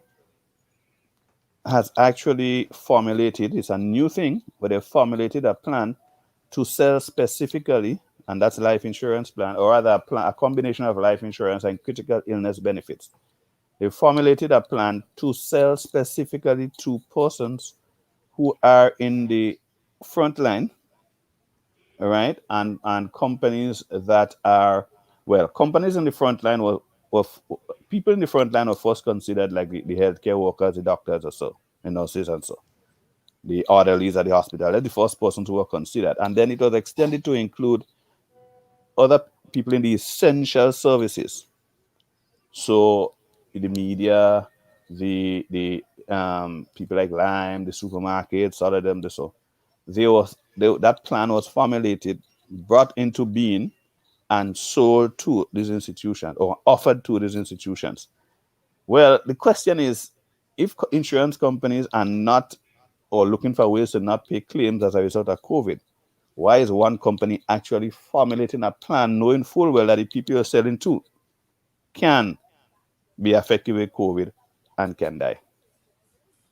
So I said all this just to say that, people really need not worry. All you need to do is keep your insurance policies up to date. And if unfortunately you die, the company is obligated to pay the claim. All right, here's a laugh for you, my brother. I want to say, right? So you shouldn't want to say, that's one. But then again, why did you, Ryan, can you help me here, Ryan? Why did he boss with all the details and then he ends by saying, well, I say all this to say, and it's one sentence? He could have just used the one sentence. There's something called in summary. Exactly. He said all of this. Somebody says, Robert, here, that you are a masterclass salesman. and here my response. Thank you, Uh, Clever Roy. I tell you, you're so wrong. It wasn't clever. Uh, Okay. but to that, one of the things you mentioned, Robert, is the critical illness. We're getting a lot of questions on critical illness. We have policies here that has critical illness as part of the riders or the additions to the policy, and we are seeing a number of questions. That matter of fact, there are two questions being asked right now. Does my policy have critical illness? And we pay if there is COVID, or if we take vaccination is going to be covered. So those are the top three questions that comes true for our share. So it's definitely had push a concern for people, and they're wanting to find out more. So that's a good thing in terms of that. So not all policies offer critical illness, but if they do, I think it's one of the best things that been added to the insurance product. Robert, are you there? Yes, I am. Yeah. Can you spoke of your company having to pay the claim once a person dies, right? Mm-hmm. What Yes. is death? What is death as defined by your company? uh, well, let me answer the question this way. Let- You already dead. Interestingly, in 31 years, this is the first question I had that just bowled me over. When it literally bowled me over, right? Let me tell you what in settling a claim, Mhm. the insurance company would require evidence that that person has died, and that evidence is relied upon from a death certificate. Now, the death certificate will indicate what was the cause of death, right? And that could be a myriad of things. So once you can produce that death certificate indicating or confirming that that person would have died, the insurance company is gonna that is enough for them to start processing the claim. Well, that is not the only thing they would need. Obviously, you would need to return the policy contract. You would need Yeah. a statement from the Yeah. claimant, right? Right. So, So yeah. let me ask you this. What happens if a person takes his own life? Okay, so that's Because that the is person is suicide. dead, eh? Because the That person is dead. that's correct. And if they take their own life, there is a clause. It's referred to as a suicide clause. I don't know if the same thing obtains with every insurance policy. I'm not sure, or every insurance company.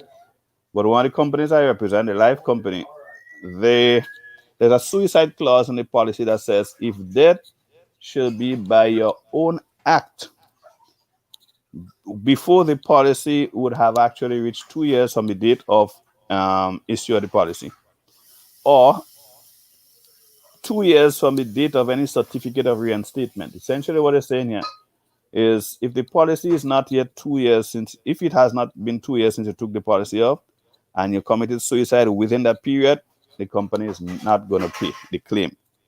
The premiums that you paid, all the premiums you paid are going to be refunded. And similarly, if the policy had lapsed, so you stopped paying and the policy became non-existent, but you eventually came and you reinstated it to get it going again, and there's that 2 year period that comes back in again into play. So that if suicide is committed within that 2 years again, then the company is not going to pay the claim, they're just going to refund the premiums you have paid so far. However, if you would have died by suicide outside of that 2 year period, so the 2 years would have passed and you committed suicide, the company is under obligation and will pay the policies in full once, of course, the policies are up to date. Once you're dead. Once you're dead, yes. Okay. It's the same. So It's not. the same thing here. Yeah. It's the same thing on your side, Ryan. Yeah, the only exception to the insurance paying, and I'll talk to the United States, Robert, see if it's the same home, is that if you die in the process of committing a crime, we will not pay the claim too. If there is fraud, then we will not pay the claim regardless of the 2 years, or the contestability period, we call that. We will not pay too. So if you go and kill your wife for the insurance money, as an example, you wouldn't get the money. So because you committed a crime, if you in so anything that is you committing a crime to get insurance money in scheme, you will not get the proceed from that. So don't think about it, Andre. And then so that's the other thing to add to the contestability, the 2 years is that any material change to the policy starts the 2 year timeline. It started over, restarts that 2 years. So as Robert talked already, if you reinstate the policy, if you add anything, any material change to the policy, increase the death benefit, decrease it, then that would cause the 2 year to start over. All right, great. And you took a swipe at me, and that wasn't very nice. I would just a taste of your own this. medicine. I just simply say this: Robert is not married, neither am I. Okay. Well, so any claim that to have your name on it. None of us could claim on anything on a wife except you.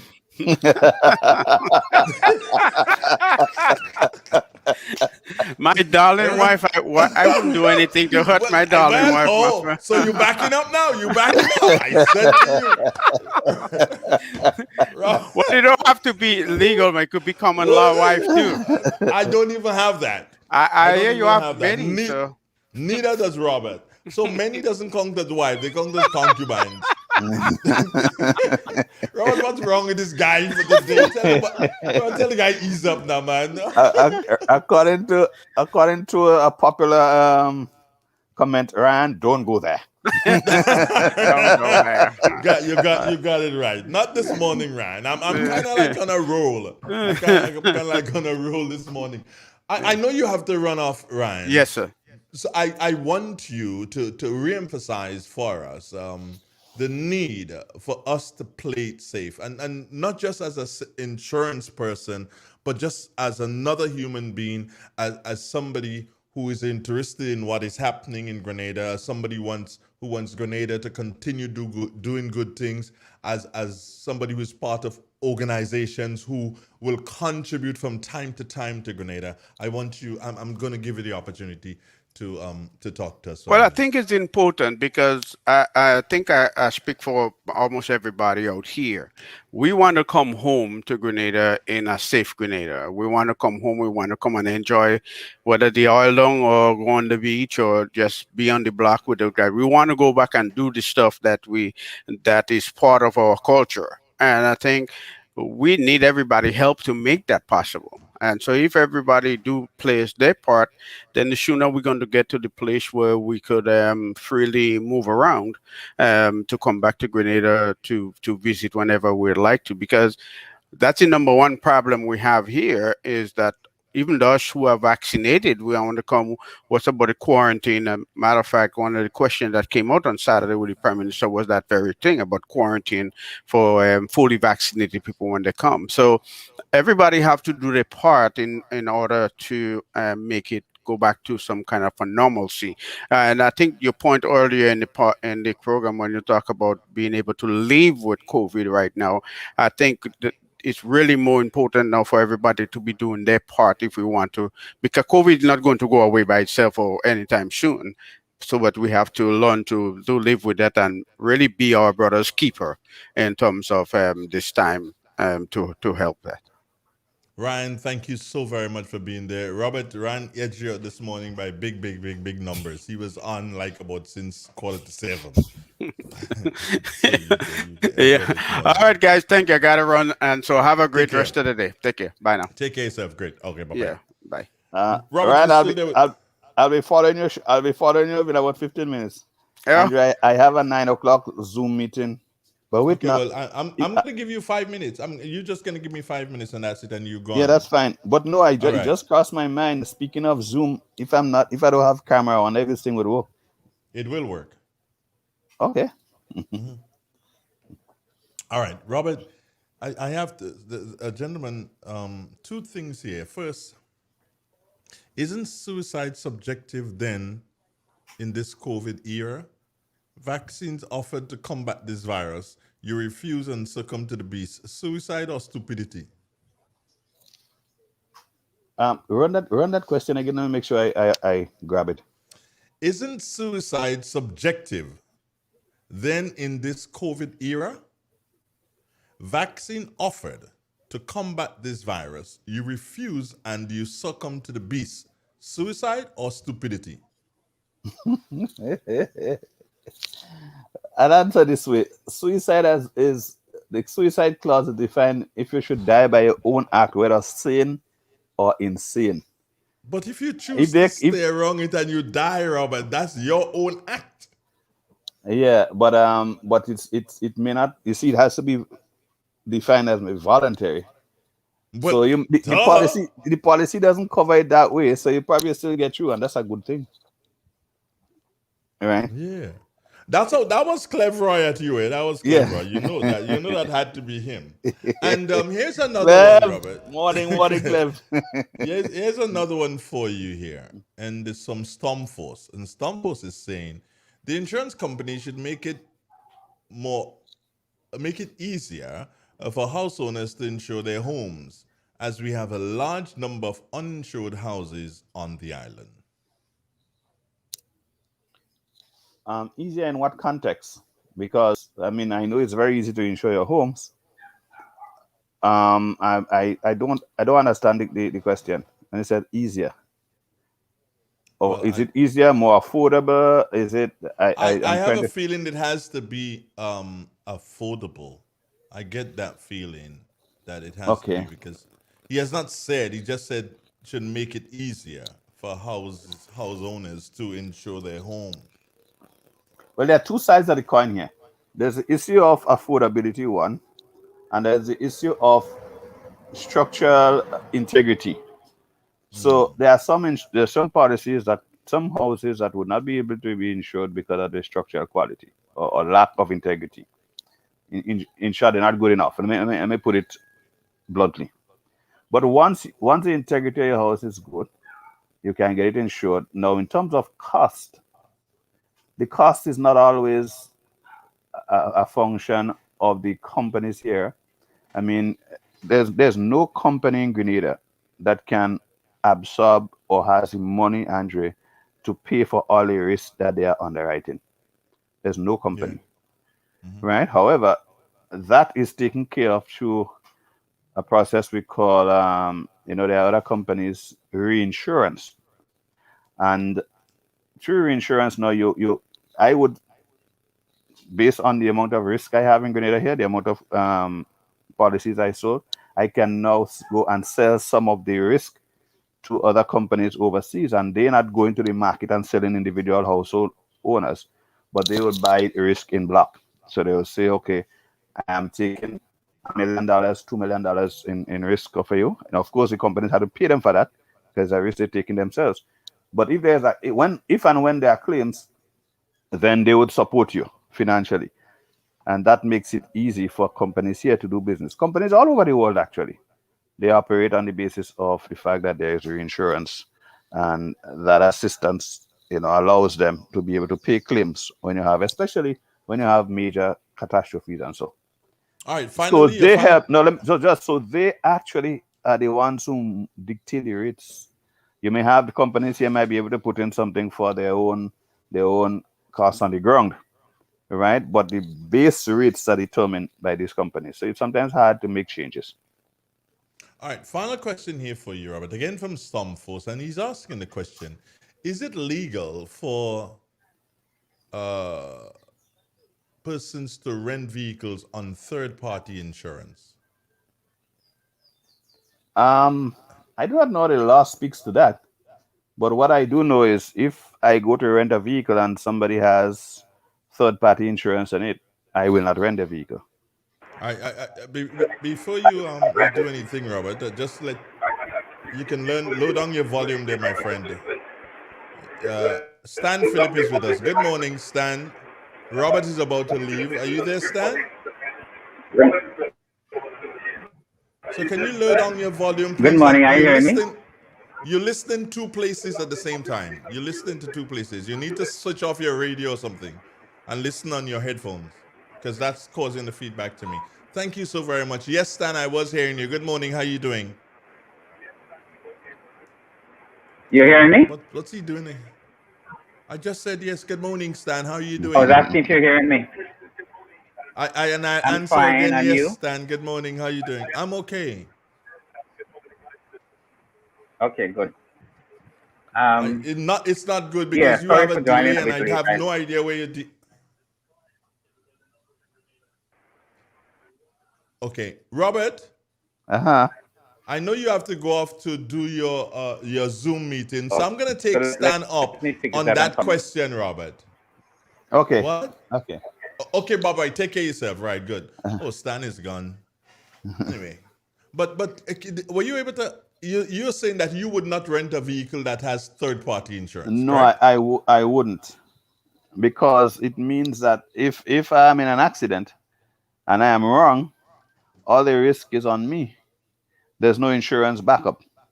But there's a bigger issue, Andre, that there are a lot of persons who are renting vehicles and are saying to the persons who rent the vehicle, in the event that my vehicle is a total loss, you have to buy me back a vehicle. And I'm not going to rent a vehicle from somebody if that is the terms and conditions. But the problem is a lot of persons don't ask. They just rent a vehicle because all they see, especially the younger persons, all they see is that I want a vehicle to go down the road. This man says X amount of dollars a day, and I have X amount of dollars, so I jump in the vehicle and I'm going down the road. Yeah. But they don't look at the what ifs and to what extent are they liable if there is an accident. And a lot of persons are on the rent vehicles and they put the full liability on the person who is renting, and I don't think that's fair. So you're saying here, persons need to ask a lot of questions before they turn that key. Yes, and those questions will be: what type of insurance do you carry on your vehicles? What is my liability? Should I meet in an accident? What am I responsible for?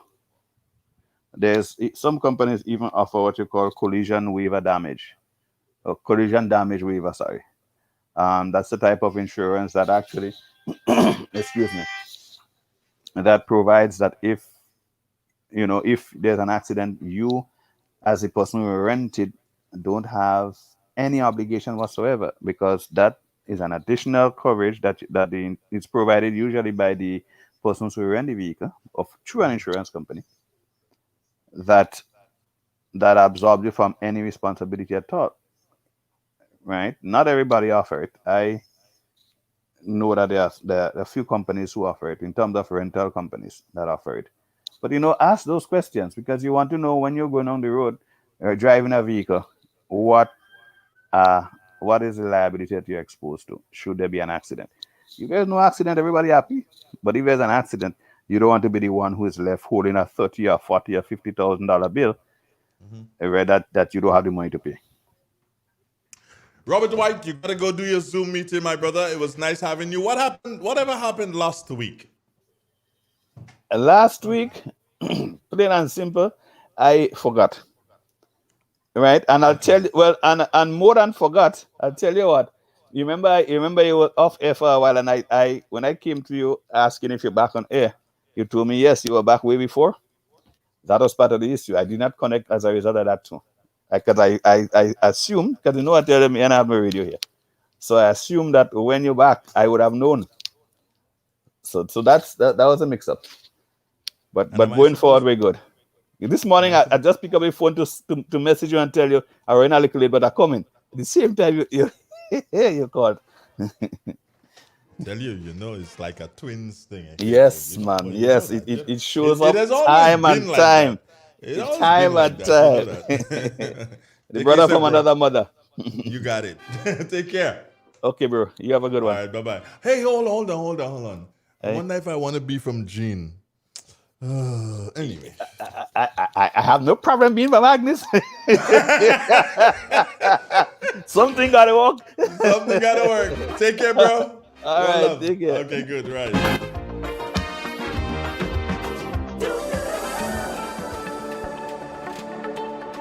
I'm Ken Roy Batiste, resident host of Celebrate Grenada Live, inviting you to join me this and every Saturday from 4 to 6 p.m. Eastern Caribbean Time on Real 91.9 and 91.5 FM, simultaneously on drealfmgrenada.com.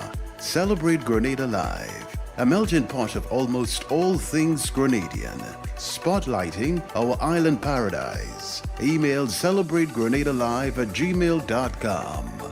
Thank you, and we'll be live soon.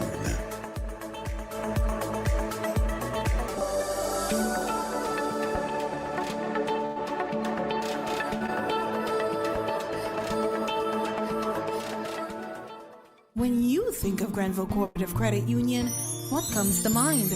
A reliable financial institution that has stood the test of time. Maybe you think about the convenience and quality financial service they provide. Do you think about their readiness to help you retire, achieve your academic goals, build your dream home, buy the piece of land, or the elegant car? Or maybe the convenience of their different locations, Jubilee Street in Grenville, or the new outlet on Lucas Street in St. George's in the Derek Sylvester building.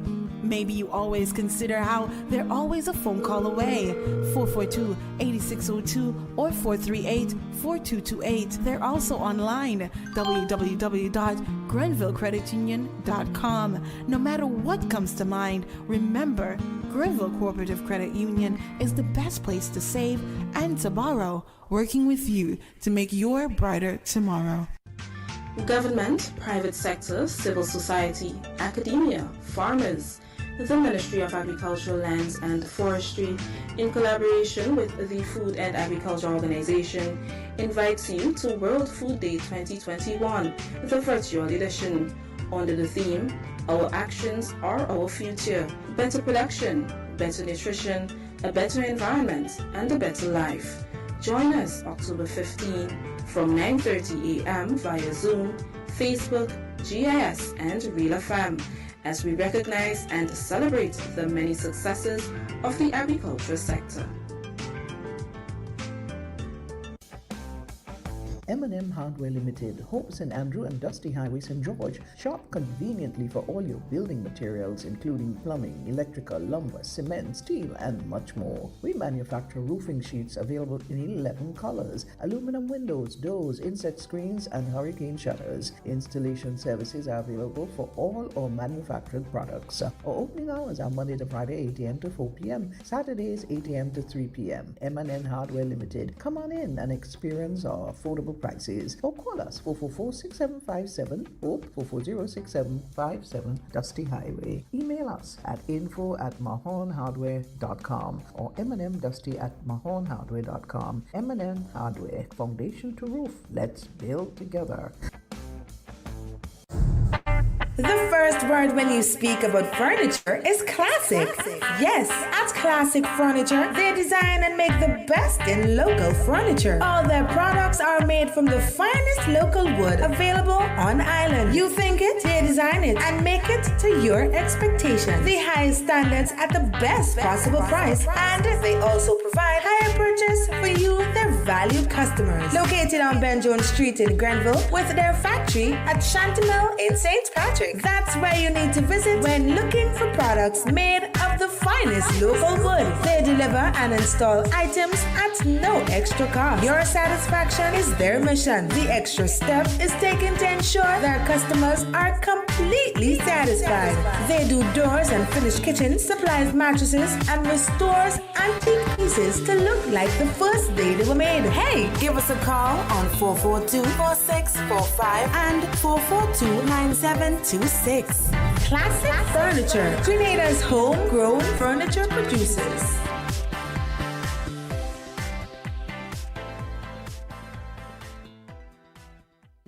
more than ever, Flow is working hard to keep you connected to the things that matter most: your family, your work, and your favorite entertainment. We are also providing Flow Study free of charge so students can stay connected and up to date with their schoolwork. And because your safety is our highest priority, you can manage your account from the safety of your own home through the MyFlow app. We are here for you, keeping you connected. Get high making money moves with the NLA's new Aces High Scratch game with 4 chances to win. Beat the dealer's card to win the prize shown. Reveal an A symbol. And just like that, you are automatically a winner. Scratch away to win the top prize of $10,000. Win easy with Scratch. Must be 18 or older to play.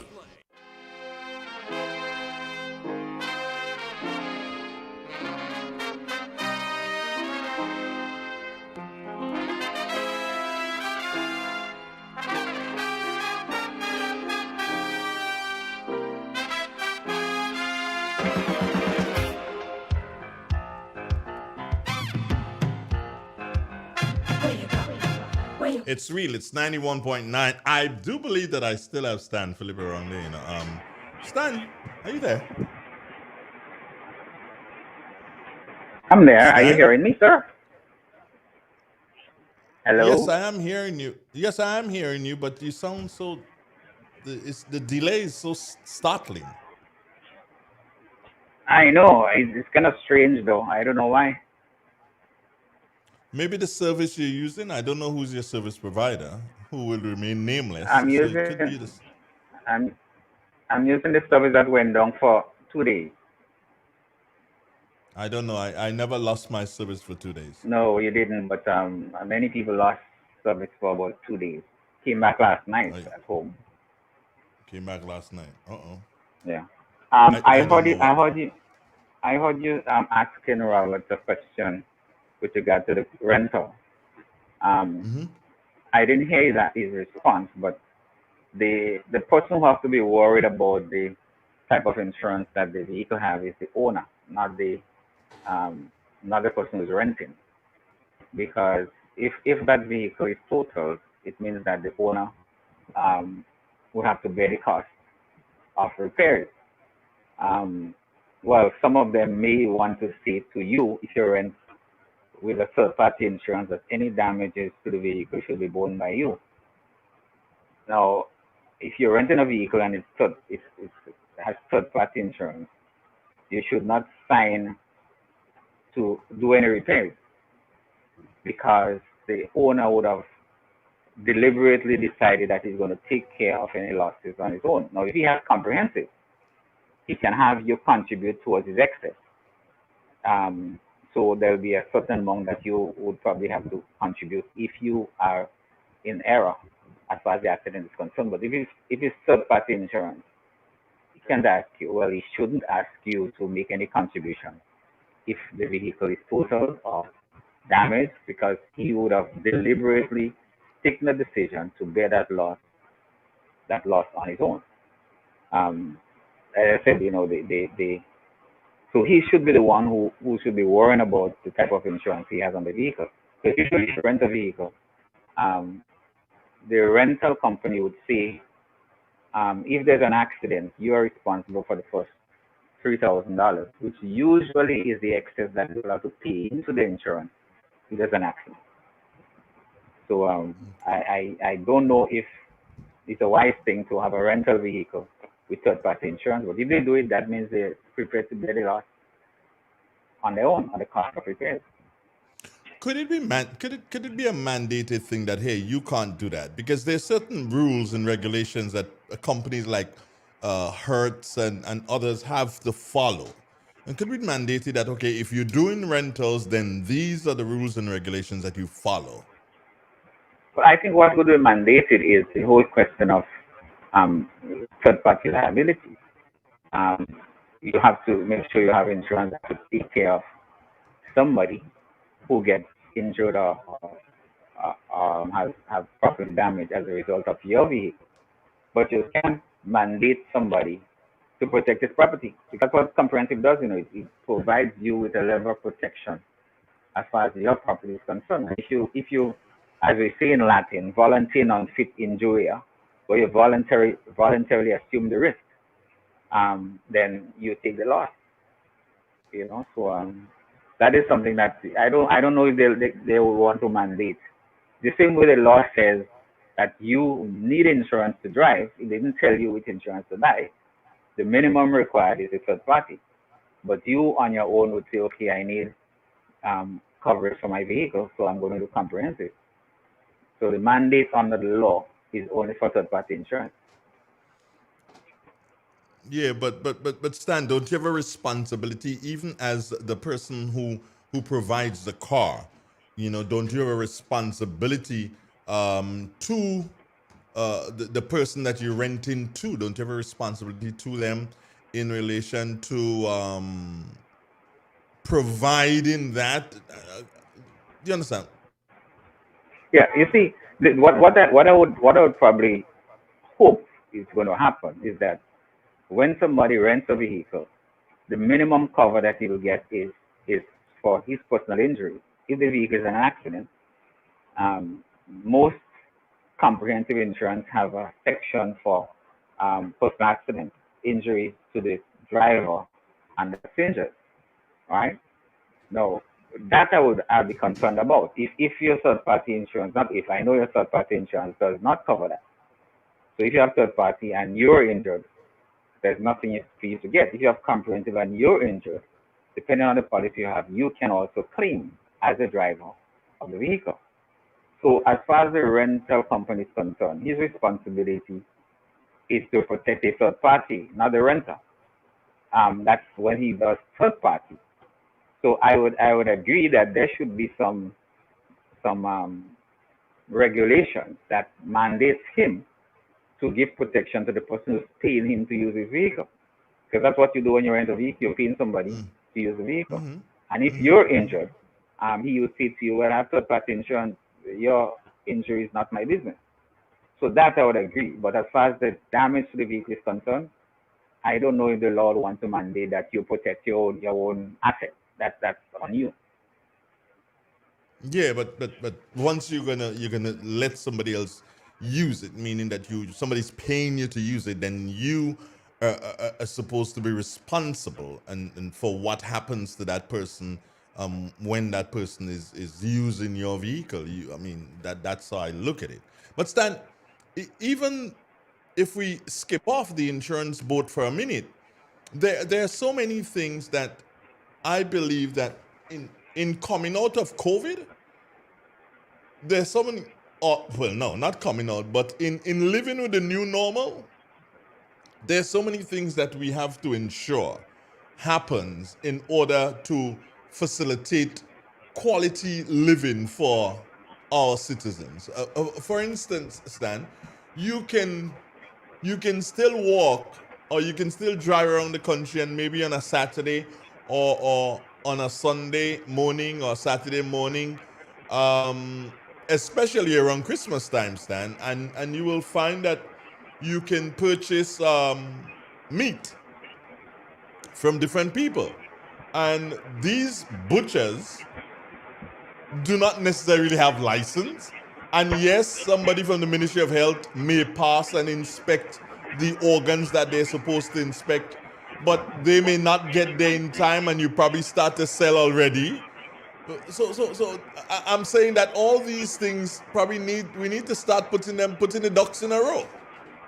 Well, I agree, and that's one of the issues I have where, oftentimes policymakers look at, well, if I do this, it may put somebody out of a dollar, and I don't believe you should sacrifice people's health for another man's wealth, in the sense that if there is a standard that is established for butchers, guys who sell those type of products, let's call it products, to the public, they should be held to it. Because you see, it's not healthy to eat strangled meat, right?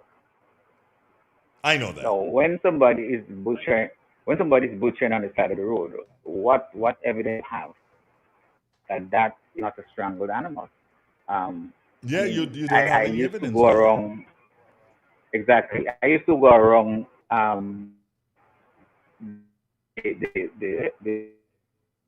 the area where they was had to come to put that cow down before the butcher does his dissecting.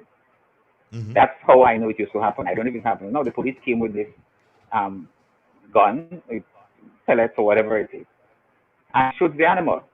The butcher then proceeds from there to cut the throat, whatever, let the blood drain out, and then dissect it. I don't know if that happens still. And this was done, I think, for a reason to ensure that it's a live animal that's being sacrificed for, So when What somebody they comes on the use, side of the road to sell, we don't know. yeah, what they use before Stan, and I think I believe it's used at the Marable abattoirs. They use a stun gun, so they stun the animal and then they bleed it. Okay. So the animal does not necessarily feel that pain.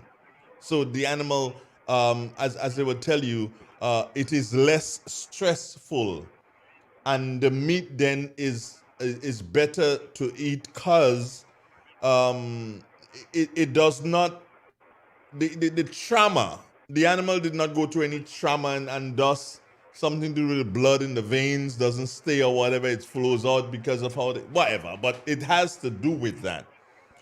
But Stan, there's so many Yeah. other things that has to be done. For instance, the last thing I knew is that a baker's license was like about $10, $15. And that is a license that a baker can use to bake for the year. So imagine, take for instance the biggest bakery in Grenada. Do you understand? They pay $10 or $15 to bake. That's what the license is. These things have to be looked at. The I inspection of bakeries throughout the country, and not just bakeries, but I'm just fixating on bakeries for a while. The the the the inspection of these places should not be done once every 3 months or once a year. These things should be done ad hocly across the island, so that you're not setting out to catch people, but if you do it that way, then what will happen is that people will be more responsible. Do you agree? I I agree with you 120% if there's anything above 100%. Um, I mean, the pittance people pay to make to make money, and they have people's lives at their hands. I mean, that's basically what it is. When a man is baking, right, he can put anything in that dough. So you have to ensure that the environment is proper, that you have his tools of trade are ones that are up to date, right? And in days when my mother used to bake many months ago, we had this oven, outdoor oven, we had to use the splatter food. I mean, we used to have all kind of stories about the baker saying that he takes his sweat off from his brow, throw it in the dough, use his elbow, Yes, all yeah, kind of stories you used to yeah. have. I mean, the heat basically I usually say would evaporate it. But I agree. But I want to also speak, But Andre, you talk about the there food. was a famous bread stand before you go on. There was a famous bread from Victoria that was called Dobed. Dobed, yes, yes. Yeah. And you know why it was called Dobed? I It don't was know. I alleged that don't know. I it have was no alleged idea. that No idea. it was alleged that the baker didn't do the last part of the name. Anyhow, so Let's go on. Let's go on. Let's go on. so yes, Andre, in this COVID situation, I one of my concerns. I mean, we know of all the people who died, the vast majority of them were senior people. In fact, there's a home in your area where quite a number of persons died. And you know what's Yeah. unfortunate is that those persons are in there, right? You as a guardian pay monies for the care of those persons, and they're entrusted to a home. And to bring this thing in there, and have that relative or that parent perish because of the carelessness of I'm saying the workers advisably, because I heard a particular person from the administration of that home trying to blame the visitors, saying that they were telling people don't come to visit and people insist that they come to see the guardians or the relatives. No, if there are established protocols, I mean, I have an aunt in the home in Guelph and I haven't seen her for close to 2 years because the home said to me, we are not allowing any visitors here, right? And I think that's a responsible position. And the question I asked on another forum, when somebody perishes in the care of a home, is it just why, unfortunately, your parent, your mother, father died, so you should make arrangements for the burial? I'm thinking the least that should be done is that those homes should be responsible for bearing the cost of burying the person. I mean, it might be a lot of people might not agree with me, but that's the least I think you can do. I mean, if the parent or the guardian was entrusted to your home, because of the way things were done, they died. That's the only reason why they died, because somebody brought the virus into the home, and they caught it. Why should everything just be thrown back to the person and say, well, look, your mother died, your father died, come take the body, or make arrangements, take the body. Telling you that they're sorry it happens, is that enough? I mean, I'm wondering aloud, shouldn't somebody be responsible for what I would call this misstep?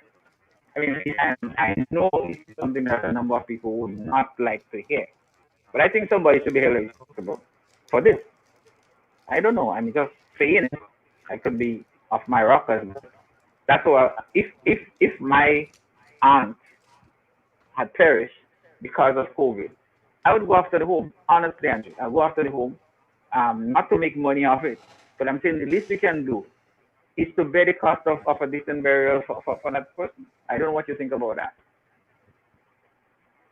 Well, if the person would have died as a result of the incompetence of the home, then there should be some sort of a recourse. I don't know if it goes to burial, because the type of burial that they may be able to afford, meaning the type of coffin or whatever, I may not necessarily want that type of coffin for the person, or the person may have chosen a coffin already before. So there are a lot of factors that will, come into that. But I believe that investigations need to be done, independent investigations, that is, needs to be done. And when these are done, Stan, then and only then we can get a true picture of what happened in that particular death. And I'm speaking to death now across the board, not just death dealing with COVID or what recently happened. I believe that if a person is at a home, an institution, and that person passes, then an investigation, coroners, whatever, all these other things need to come in as to why the person died and everything and what happened, and then a report be given to the family. This is why, so the family reads the report and understand this is why their grandmother or grandfather would have passed away, so that they get a sort of an ease and realizing that it's not necessarily the fault of the institution. But before you go on, Stan, Claire says here, Stan, you're absolutely correct in your thinking. There should be some sort of a compensation for the relatives of the victims. Now, I wonder if you want to call it compensation, Stan, at this particular point in time. What do you think? No, well, like I said, the least that they could have done was say, I'm going to take care or contribute towards the burial. That's the least. I mean, you can, in other countries, there'll be a lawsuit coming at that institution.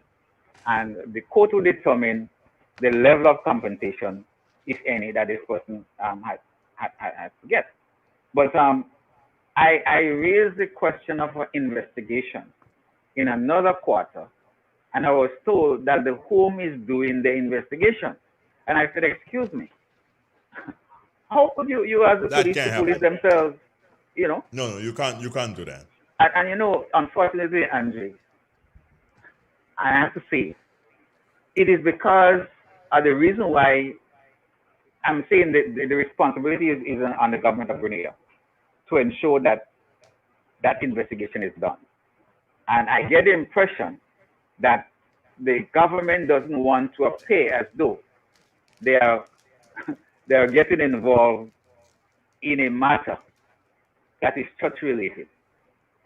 That's what I gathered from the response, and I said, I think it is just fair that you want to make sure you don't want this thing is not repeated. The only how you can prevent something from happening again is how it happened and why it happened. And by saying, and I heard this gentleman saying that at least attributing blame to visitors, said, well, they try to tell the relatives don't come, but some of them insisted on to see their people. I'm saying to myself, excuse me. If you have a policy to protect the residents, your policy applies. I mean, I hear these people in the United States talking about the FaceTime. I heard about it for the first time during COVID, when people are in hospital. And the only communication they have with their relatives who is there is through FaceTime, right? The nurses made it possible for them to communicate. So, There was a nurse then. There was a nurse in the United States who died, and as you just spoke about the FaceTime in there, that was the only way she could have said goodbye to her husband and her 3 children, I think it was. Yeah, 3 children and her mother.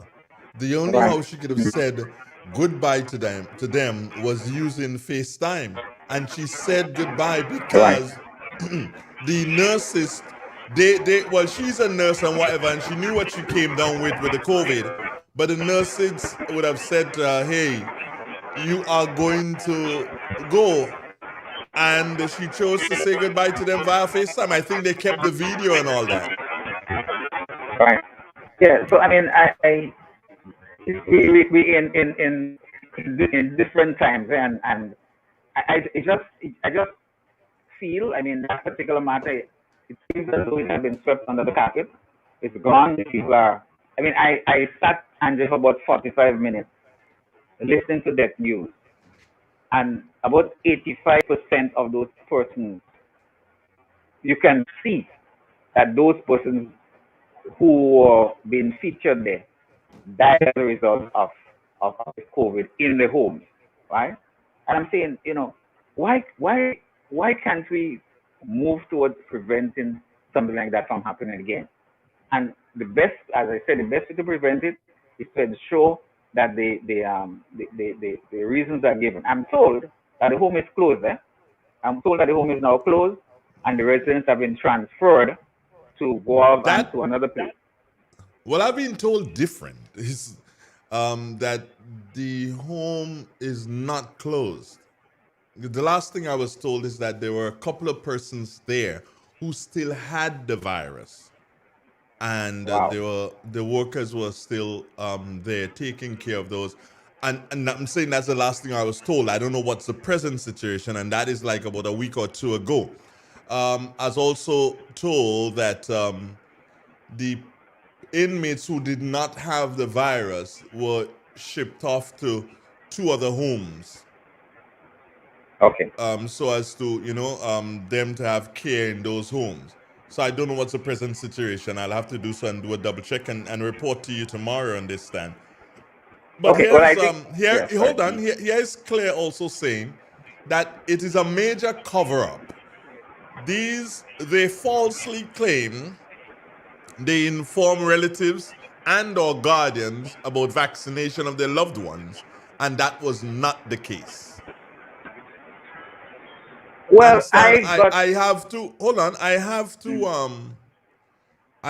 to agree with this one, and I'll tell you why I agree with this one. There was one person who died at the home, and that person did not get the vaccine. That person, the person who was paying for that person to be at the institution, right? That person was not informed, and they are next to kin, right? That person who does not live on island was not informed. And there are two other persons who live on island who are also known as next to kin. Fortunately or unfortunately, Stan, I am one of them that's listed there. So if they could not reach the person, the primary person who is off island, and they could not reach the other person here, nobody tried to reach me to ask, do we have the permission of the next of kin to vaccinate that individual? Nobody tried to reach me. I'm certain of that. So it is not correct for the managers or the people who own the home, or for that matter, it is not correct for Bishop Clive Harvey to come out and say that they tried to reach persons and persons weren't available in order to do so, and give permission for these people to receive their vaccine. If he said that, he was wrong, because I was not. If they didn't get person A, they didn't get person B, and let's suppose that I am person C, then no call came to me. And if the call had come to me, I would have been able to say hey or nay in order to that person receiving the vaccine. That person did not receive the vaccine, and that person died as a result of COVID. So go on, Stan. I had a different experience because my aunt is at Hillsview Home. About 2 weeks before the first day, I got a call. And I was asked if I give permission for my aunt to be vaccinated, and I gave permission, right? So that's the experience I've had. I was reached. I'm the one that's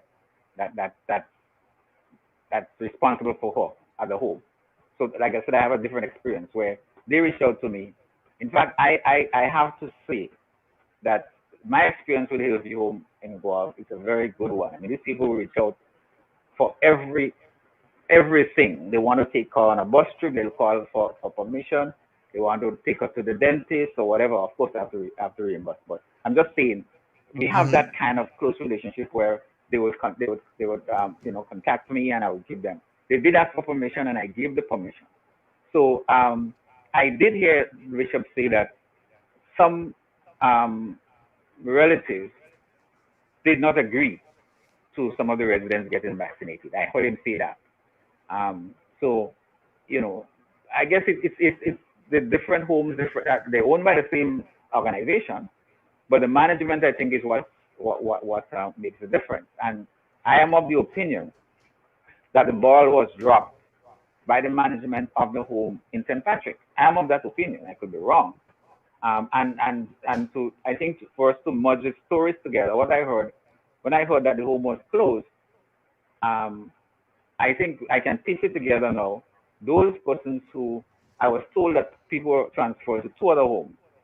So I guess the well ones, those who were not infected, were moved, and those who had the virus were kept there as an isolation. So I probably heard it wrong, but I think when I hear your side, it seems that that's what happened. But I'm coming back to my position, Andrew. I am hoping that a report investigation is done. Because like I said, I heard the bishop saying that, at least attributing some of the blame to visitors.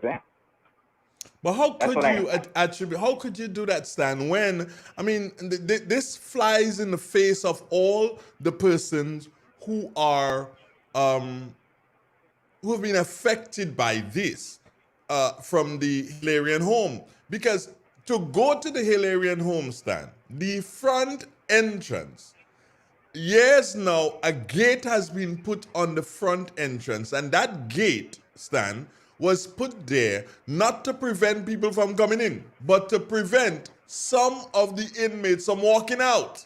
Right. So that is locked. So you can't get in. There's no how you can get in if they don't want you, if they don't allow you to get in. So when you say that people brought it in, I agree people brought it in, but it was not relatives and friends of the inmates. It was workers. It was workers because you cannot enter, Stan. If you cannot, the only, and if a worker let you enter, then it is still the worker who caused the problem because the worker was not supposed to let you in. You cannot go in. It's locked. It's a gate made out of those three quarter inch steel or whatever. It's there. Yeah.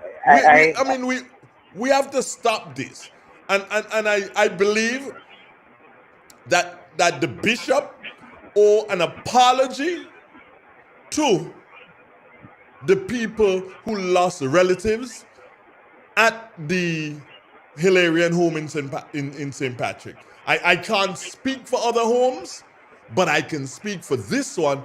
They owe an apology. The Catholic Church owes an apology. And it is high time they come out and tell people the truth about what happened. They dropped the ball big time. Because Stan, one of the workers, and I said it before here, one morning I went down on the terminal to get something to eat before I came here. Met a young lady without mask and everything, and I said, hey, put on your mask. You can't be here. She was in line in front. You can't be here and not have on your mask. The next day, Stan, the young lady was diagnosed with the virus. Wow. So I was within, 10 feet, 8 feet, 10 feet of that. You understand? And she was not wearing a mask. And then I found out that she was one of the workers. Do you understand? Yeah. So that is why an investigation needs to be done. So that you can say to people, okay, fine, we apologize, we dropped the ball here, let us move on. You got to say something. You cannot do so and take the blame and toss it and say, well, visitors can't go in there. Yeah. Yeah, I mean, I that's the way I feel about it. I guess because my aunt is in a home, I'm just thinking that we have to lift the bar or raise the bar so that something like that don't happen again. But the only how we can prevent it is if we have people owning up that we have dropped the ball. And like I said, I raised this in circles where, in my view, you should not let the police police the police. And I was told, well, the church is doing the investigation. The government prefers to stay out of this. And I'm saying, what? It's not one person or two persons that died. Quite a number of persons died, and you're talking about stay out of this. If you're the one who is responsible for the ensuring that those homes operate within a certain parameter, you can't say because it's a church, I'm staying away from it. And if it happened in the Adventist home in Victoria, I'd have had the same position as I have with the Catholic home in St. Patrick. I'm thinking that this thing, and you know what that person was saying to me? But you see, I know that's in the government, in the homes controlled by the government. I said, so what? Well, we follow the protocols. I said, good. So you know what you've set up in the other homes that's controlled by the government. A home that is not controlled by the government had this disaster, and you're still standing back and say, well, let the people who run it investigate. I don't subscribe to that. But like I said, it is not about, and people have to, reach to a stage where whether you're Catholic, Anglican, Pentecostal, forget about that. We're talking about what is right and fitting and proper. Those persons' lives were cut short, believe it or not. Their lives were cut short because of... The irony of the whole thing is that the bishop also claimed, and I'm going to get a lot of hits for this. People are going to slam me for this, but that's all right. I'm accustomed being slammed. But the bishop also claimed this, that according to one person who has interest at the home also in terms of one of the person who died, and that's clear. And she's saying, he also claimed that individuals were asked if they wanted to take the vaccine and they said no. But how the hell, Stan, can you ask them if they wanted to take the vaccine when their relatives put them there because their relatives understood that they could not make certain decisions for themselves, and you're going to ask them if you, but how, but come on. No, hold on. Let me tell you something. Yeah? Like it or not, and people are going to get upset, but Bishop Harvey, he dropped the ball in relation to the Hilarion home here in St. Patrick. He dropped the ball. And that I say straight up. If they want to get priest to pray on me head and light black candle, that's a business. That's a business. I ain't bothering about that. The amount of black candle that light already, something must done different. Go ahead. Yeah. But it is a fact that they dropped the ball. Yeah, I think this is, as I said to the same person I was speaking to, one of the reasons why Kumo is not there, I mean, they'll say, in fact, one serious Catholic lady told me, well, it's because he's looking up ladies' skirt, that's why he wasn't there. He's no longer there. I said one of the reasons that he is not there is because of the same issue with the home, with the senior citizens home, and we should not brush this aside. I think it's a learning experience. It's costly. People who have probably had the next 5 or 7 years with their parents have been robbed of that opportunity, and I don't think it's sufficient to just try to pass the blame. We have to ensure that this thing doesn't happen again. They're still homes. They're still workers. What are you doing? If the worker says that he doesn't want to get vaccinated, are you going to keep him on staff? No. Minister Thomas said in a recent chit chat here with me that if you are providing home health care, you have to be vaccinated. She said that. And I believe that's a policy of government. If you're providing home health care or caregivers, that kind of thing, you have to be vaccinated. And of course, the workers at any home, will fall under that umbrella or are placed under that umbrella of health care, home care, whatever you want to call it. Well, So these persons think, will have to. I think she was speaking to the caregivers under her ministry. I mean, that's a policy that if you want to remain under a ministry as a caregiver, you have to get vaccinated. But I don't know if they can mandate, and here's the word, that homes ensure that the workers are vaccinated. You know, this word mandate has suddenly become a dirty word. But in my view, the same way, Andre, that the government is tolerating healthcare workers, right? Tolerating them because they refuse to get vaccinated. And that's what they're throwing back in the government's face. You telling us that where we at, we need to get vaccinated. But the people you employ who are supposed to take care of those persons who have these comorbidities, those underlying conditions, they're refusing to get vaccinated. So if they're not getting vaccinated, how could you tell us to get vaccinated? And that's another kind of worms that can be opened.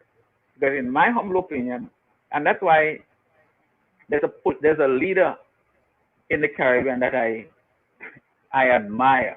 His name is Gaston Brown, right? Yo, don't mention that name on my radio, and if you want to continue, be very careful what you say. I can be disastrous. Take it to the context that I'm I ain't taking it in no context. Right? Bear in mind, when you finish speaking about Gaston Brown, raise your hand because I will not be listening.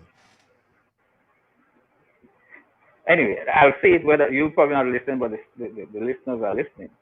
The point I'm making, Andrew, is that there are some tough decisions that leaders are taking and need to take. United States, the United States government is saying, federal workers, you want to remain as a federal worker, you have to get vaccinated, right? That mandate, and that's another topic altogether as to whether it's legal, whether it's constitutional or otherwise.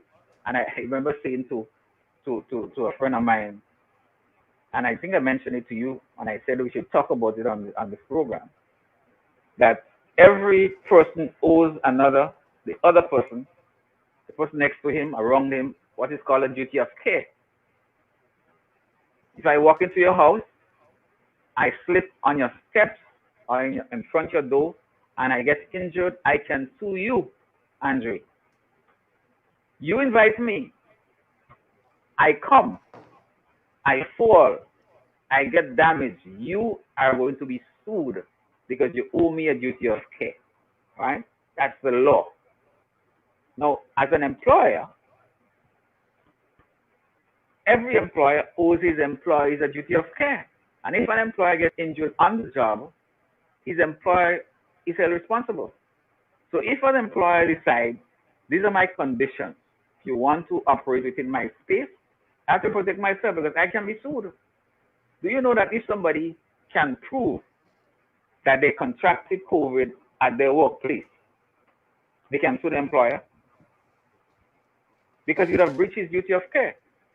So I'm saying that to say that we have all these discussions going around whether or not it is constitutional or not constitutional, whether my human rights is breached or not.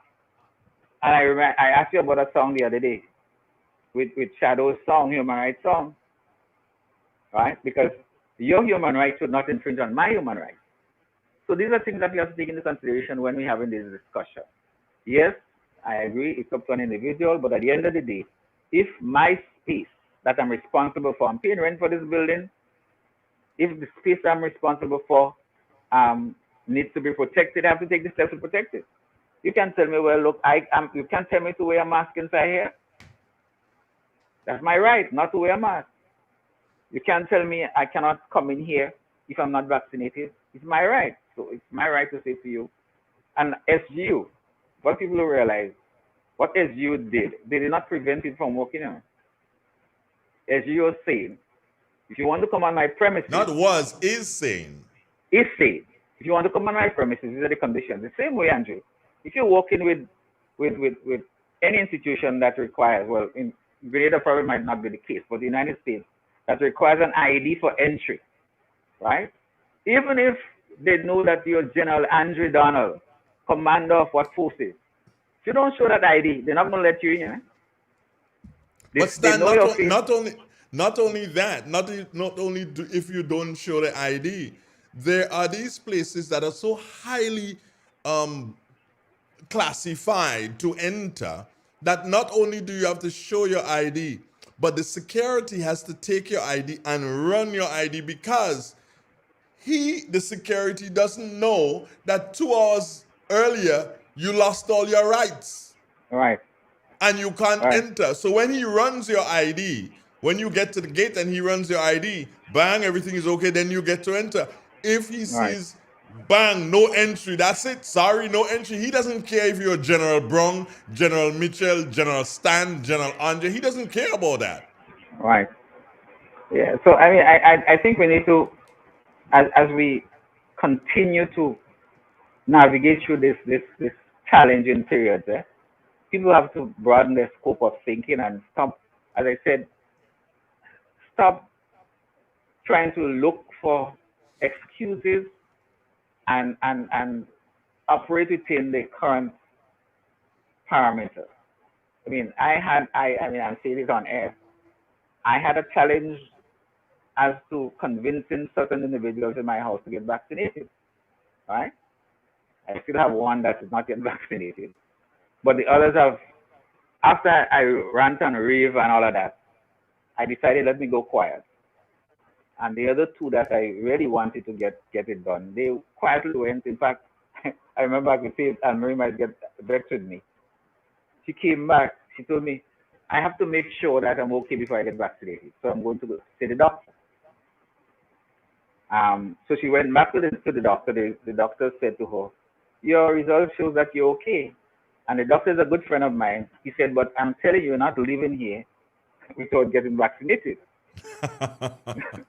And she got vaccinated and she came back home. What you tell the doctor? I said, I told him nothing. You tell him, make sure I get the vaccine. I said, I didn't tell him anything. You know? So I know the challenges that people face with convincing people. That But it I say this at any forum I get the opportunity. Every time I get the opportunity, and I can sound rather boring with it, but I'd say two things here. One, I've had mankind go inside of my heart on two occasions. Right. I am diabetic. I am hypertensive. Right? So I most definitely fall in the grouping of high risk in relation to taking the vaccine, because people say, oh, you have blood clots, you have this, you have that, whatever. Even before the vaccine, I had to prevent myself from blood clots because of my heart condition. So I am on two different blood thinners, which I take every day. I have to. Because if I don't, and a blood clot can develop, and once it gets stuck there, then it's goodbye, Stan. Take care of yourself. See you on the other side, bro. That's what it is. There ain't no monkey fitting about it. And as soon as the vaccine came out and was available in Grenada, the Prime Minister and so took theirs that week. The next week, I was lined up with all the others at the health complex here in St. Patrick's to take such. Because why not take that chance instead of taking the other chance? So I preferred to take the chance of having the vaccine. I say that. And then just when the vaccine came out, my daughter was 17 years old, and they were saying you had to be 18. And she was like, Daddy, you know a lot of people, you know. Why you don't call somebody and let me take the vaccine? Pull a string. Pull a string for me to and that is a 17-year-old Stan saying, Daddy, you know all kind of people who can organize something. I said, no, we can't do it that way. That was about 2 weeks before she got to her 18th birthday. She got to the 18th birthday, Stan, and within a week of her 18th birthday, she was vaccinated, had the first shot. So I say these two things because she has asthmatic conditions as bad as anybody could think, but she understood. I didn't tell her to take it.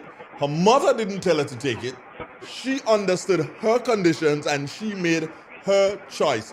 Now, people can make their choice not to take it, but when you make your choice not to take it, do not expect, according to my good friend out of Jamaica, Andrew Holness, do not expect me to give up a bed in the hospital for you and you not vaccinated. You see, people say that that's a cruel statement. The bad thing about healthcare, or the good thing about healthcare, is that no matter if somebody deliberately exposes themselves and gets sick, healthcare workers have shown this to take care of them. So unfortunately, it has to happen. You're taking resources that could have been used elsewhere to fight something that could have been prevented, and it's unfortunate. And I mean, I say to people that I would engage somebody who have doubts about the vaccine, but anyone who's trying to convince me about the ills of the vaccine, I don't have time to discuss that. This morning, somebody shared a video with me where donkey and another animal was arguing about the color of grass. The donkey said the grass is brown, and the other animal, I can't remember what the animal was saying, is green. And they went to the king, the lion, to rule. So the lion ruled in favor of the donkey, and he told the other animal that his punishment is 3 days silence. So the animal came back to the king and said, but I don't understand, lion. I mean, you know the grass is green. How we could side with the donkey? He said, I ain't really siding with the donkey. I'm punishing you. Because you know it's green, but you're wasting time arguing with this. He called the donkey the other name. I don't know if you. I don't know if you want it called on your radio station. You go ahead. You go ahead. You wasting them again with this other animal. So I'm punishing you for your stupidness. You know. And sometimes I send that to a friend of mine who always send me this nonsense about this conspiracy theory. And sometimes we have to take the position that there are people who you cannot educate Andrew, but you try your best to rearrange their ignorance. That's what I usually say. Carl Caton will put it this way: they jackassing the thing. That is how Carl Caton. I like that phrase. They jackassing the thing because he took that from Otto Trinidad. Okay. Dr. Keith Rowley. Okay. Is he a doctor? I don't know, but Prime Yeah, he's a Minister doctor. Rowley, he took that. He's a doctor, Right. yeah. He took that out of Keith Rowley because Keith Rowley said, man, them people am jackassing the thing, man. So once Keith Rowley could say it in the media, on the radio, I guess we're allowed to say it. Yeah, I guess we're allowed to say it too. But really and truly, Stan, we need, I was speaking to someone else this morning, and the person sent me a chat. And I want to read a couple of the statements that the person sent. And that was sent pretty early this morning. It has to do with the PM and the lockdown, and some people think that he should have still had the lockdown. And the person is saying, you could have had 10 more lockdown weekends. They will still do what they want if learning has not taken place. People's behavior comes with the mindset, and you can't regulate that. No, you can't. What say you? You can't regulate No, that. you can't. As I said, that's why I said, that some people can't educate them. I mean, people say, oh, we want more information. Government should do this, or people should give more information. What information? I'm asking, what more information do you need? In my view, you are filling up your head with the information that is on your side. And I say it all the time, Andrew. The people who are anti-vaccine, or the anti-vaxxers as they call them, do you notice that they're going out of their way to promote the anti-vax message? They're trying to convince themselves that they're right, so they're trying to line up as much people as possible to take their side. And the way out, in fact, I heard the leader of the teachers union recently probably said that he took his vaccine, but saying that the powers that be should do more, trying to convince those who are reluctant to take it. And I listen and I say, what? They should do more? Yes, So what is his responsibility as president of the union? His responsibility to tell them that it's up to them. They take whatever decision they make. But the way out is, look, those persons who are resisting, because they don't want to say refusing, they're saying resisting.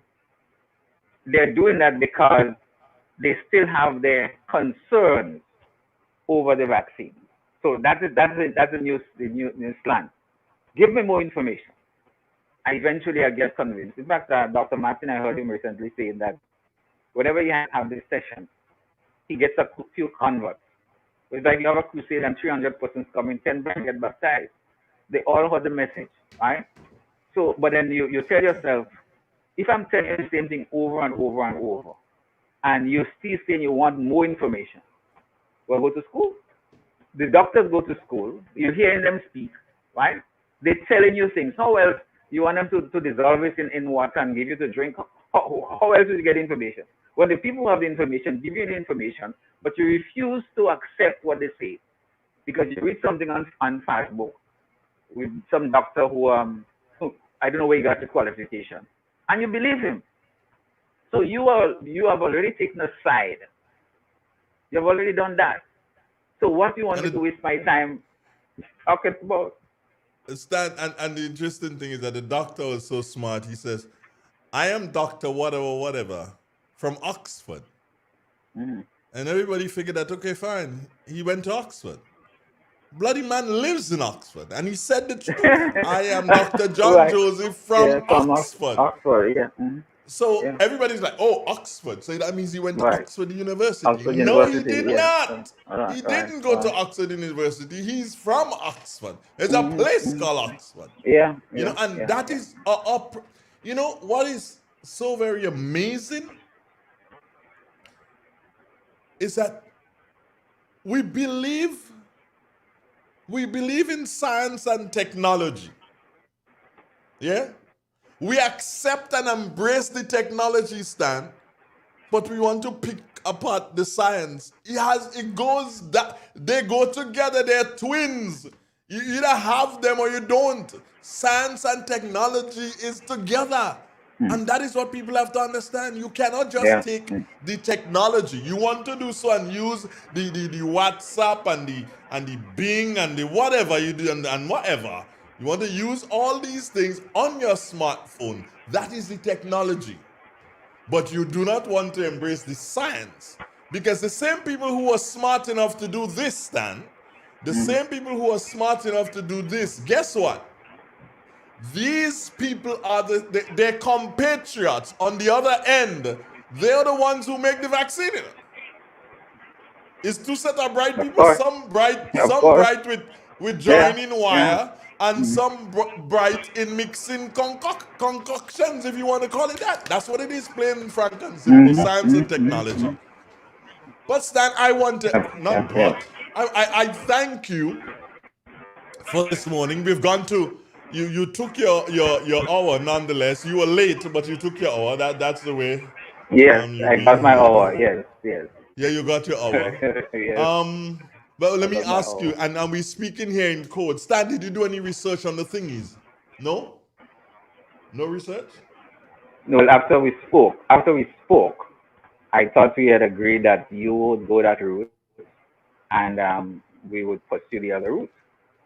I think we need to have a sit-down Zoom. Do you agree? Okay, no problem. I have an account, so if you want me to set it up, I'll set it up.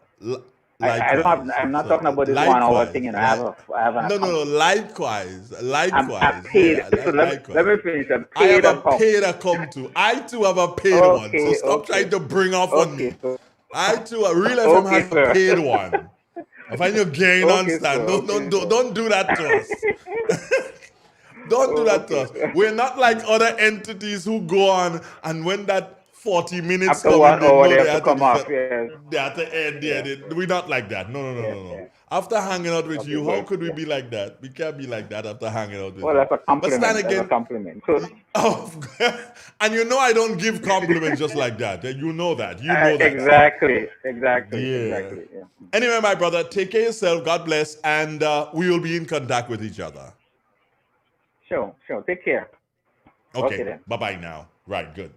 This is Real 91.9, 91.5, www.drealfmgrenada.com. The time has now moved on to some 6 minutes before the top of the hour, 10 o'clock.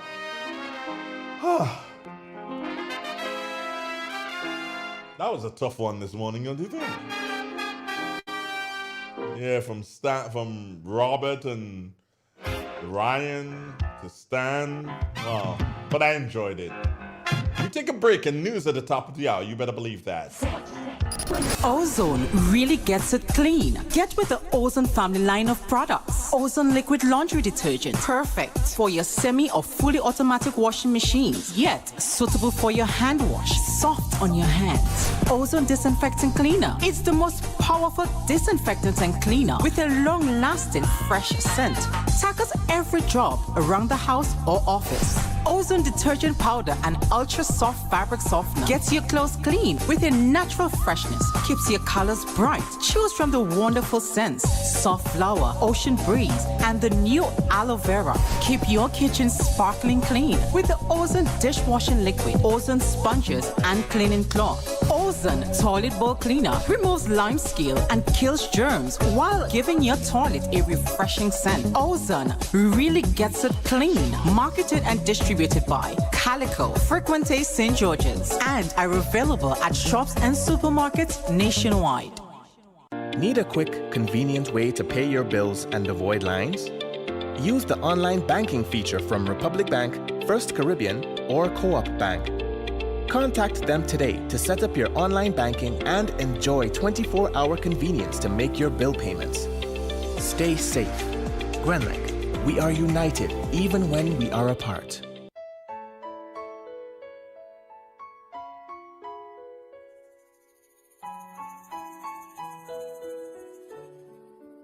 Dr. Chaitin again, international social skill consultant, reminding you that we should stop every form of sexual violence here in the beautiful island of Grenada. And me say no make them take advantage of you. Now more than ever, Flow is working hard to keep you connected to the things that matter most. Your family, your work, and your favorite entertainment. We are also providing Flow Study free of charge so students can stay connected and up to date with their schoolwork. And because your safety is our highest priority, you can manage your account from the safety of your own home through the MyFlow app. We are here for you, keeping you connected. When you think of Grenville Cooperative Credit Union, what comes to mind? A reliable financial institution that has stood the test of time. Maybe you think about the convenience and quality financial service they provide. Do you think about their readiness to help you retire, achieve your academic goals, build your dream home, buy the piece of land, or the elegant car? Or maybe the convenience of their different locations, Jubilee Street in Grenville, or the new outlet on Lucas Street in St. George's in the Derek Sylvester building. Maybe you always consider how they're always a phone call away, 442-8602 or 438-4228. They're also online, www.grenvillecreditunion.com. No matter what comes to mind, remember, Grenville Cooperative Credit Union is the best place to save and to borrow, working with you to make your brighter tomorrow.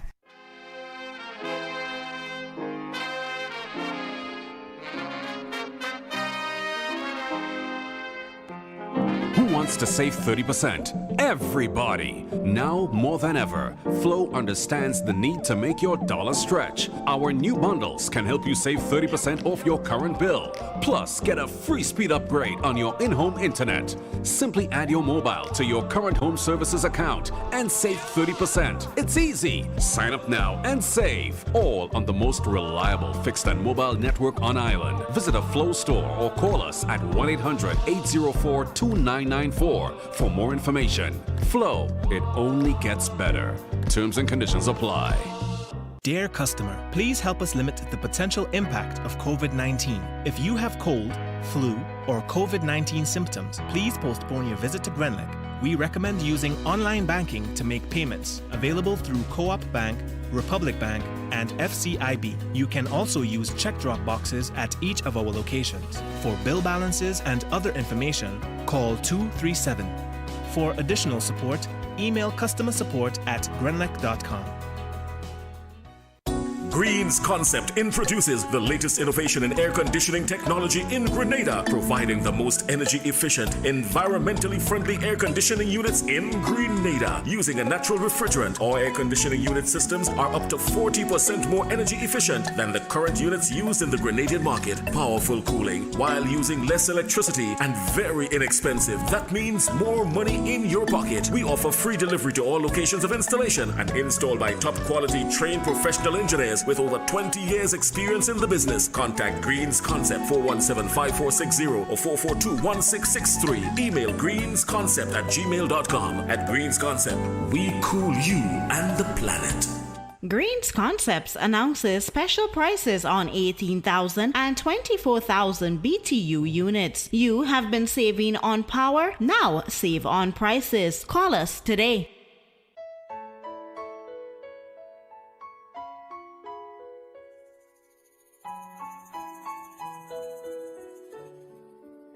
Hey, I am Corporal 85 Grant, attached to CRD Eastern Division, reminding you that incest and all other sexual violence is a crime.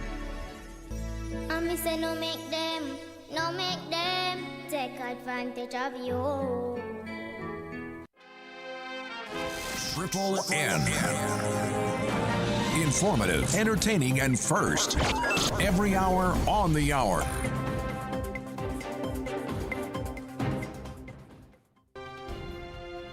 This is the latest update of news produced by Triple N. Details when we get back.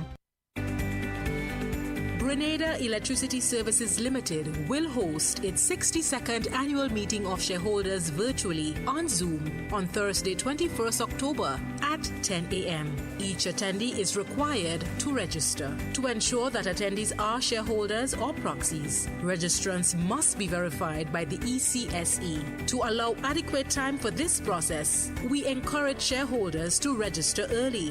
Visit grenleg.com or call Grenleg at 237 for registration details.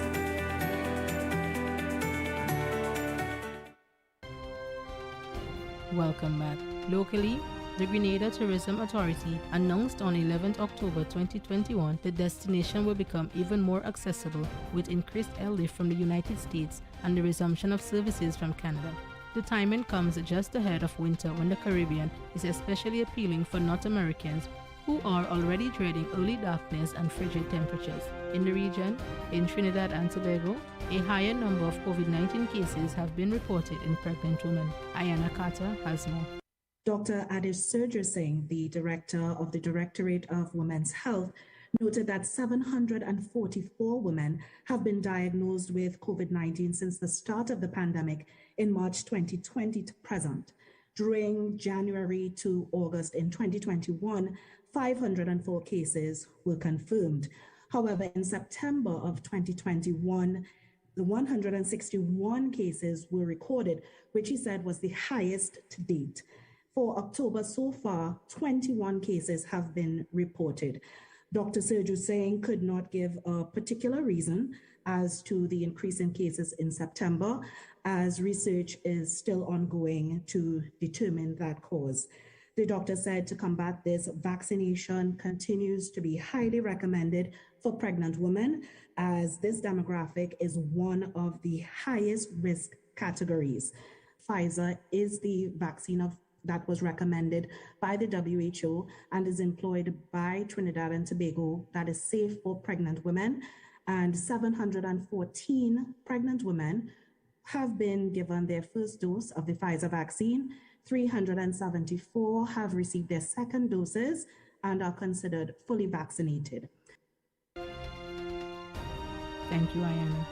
Around the globe, Republican Texas Governor Greg Abbott barred all COVID-19 vaccine mandates in the state by any entity, including private employers. Reuters news team with the details. Texas Republican Governor Greg Abbott barred any COVID-19 vaccine mandates in his state, including for private company employees or customers.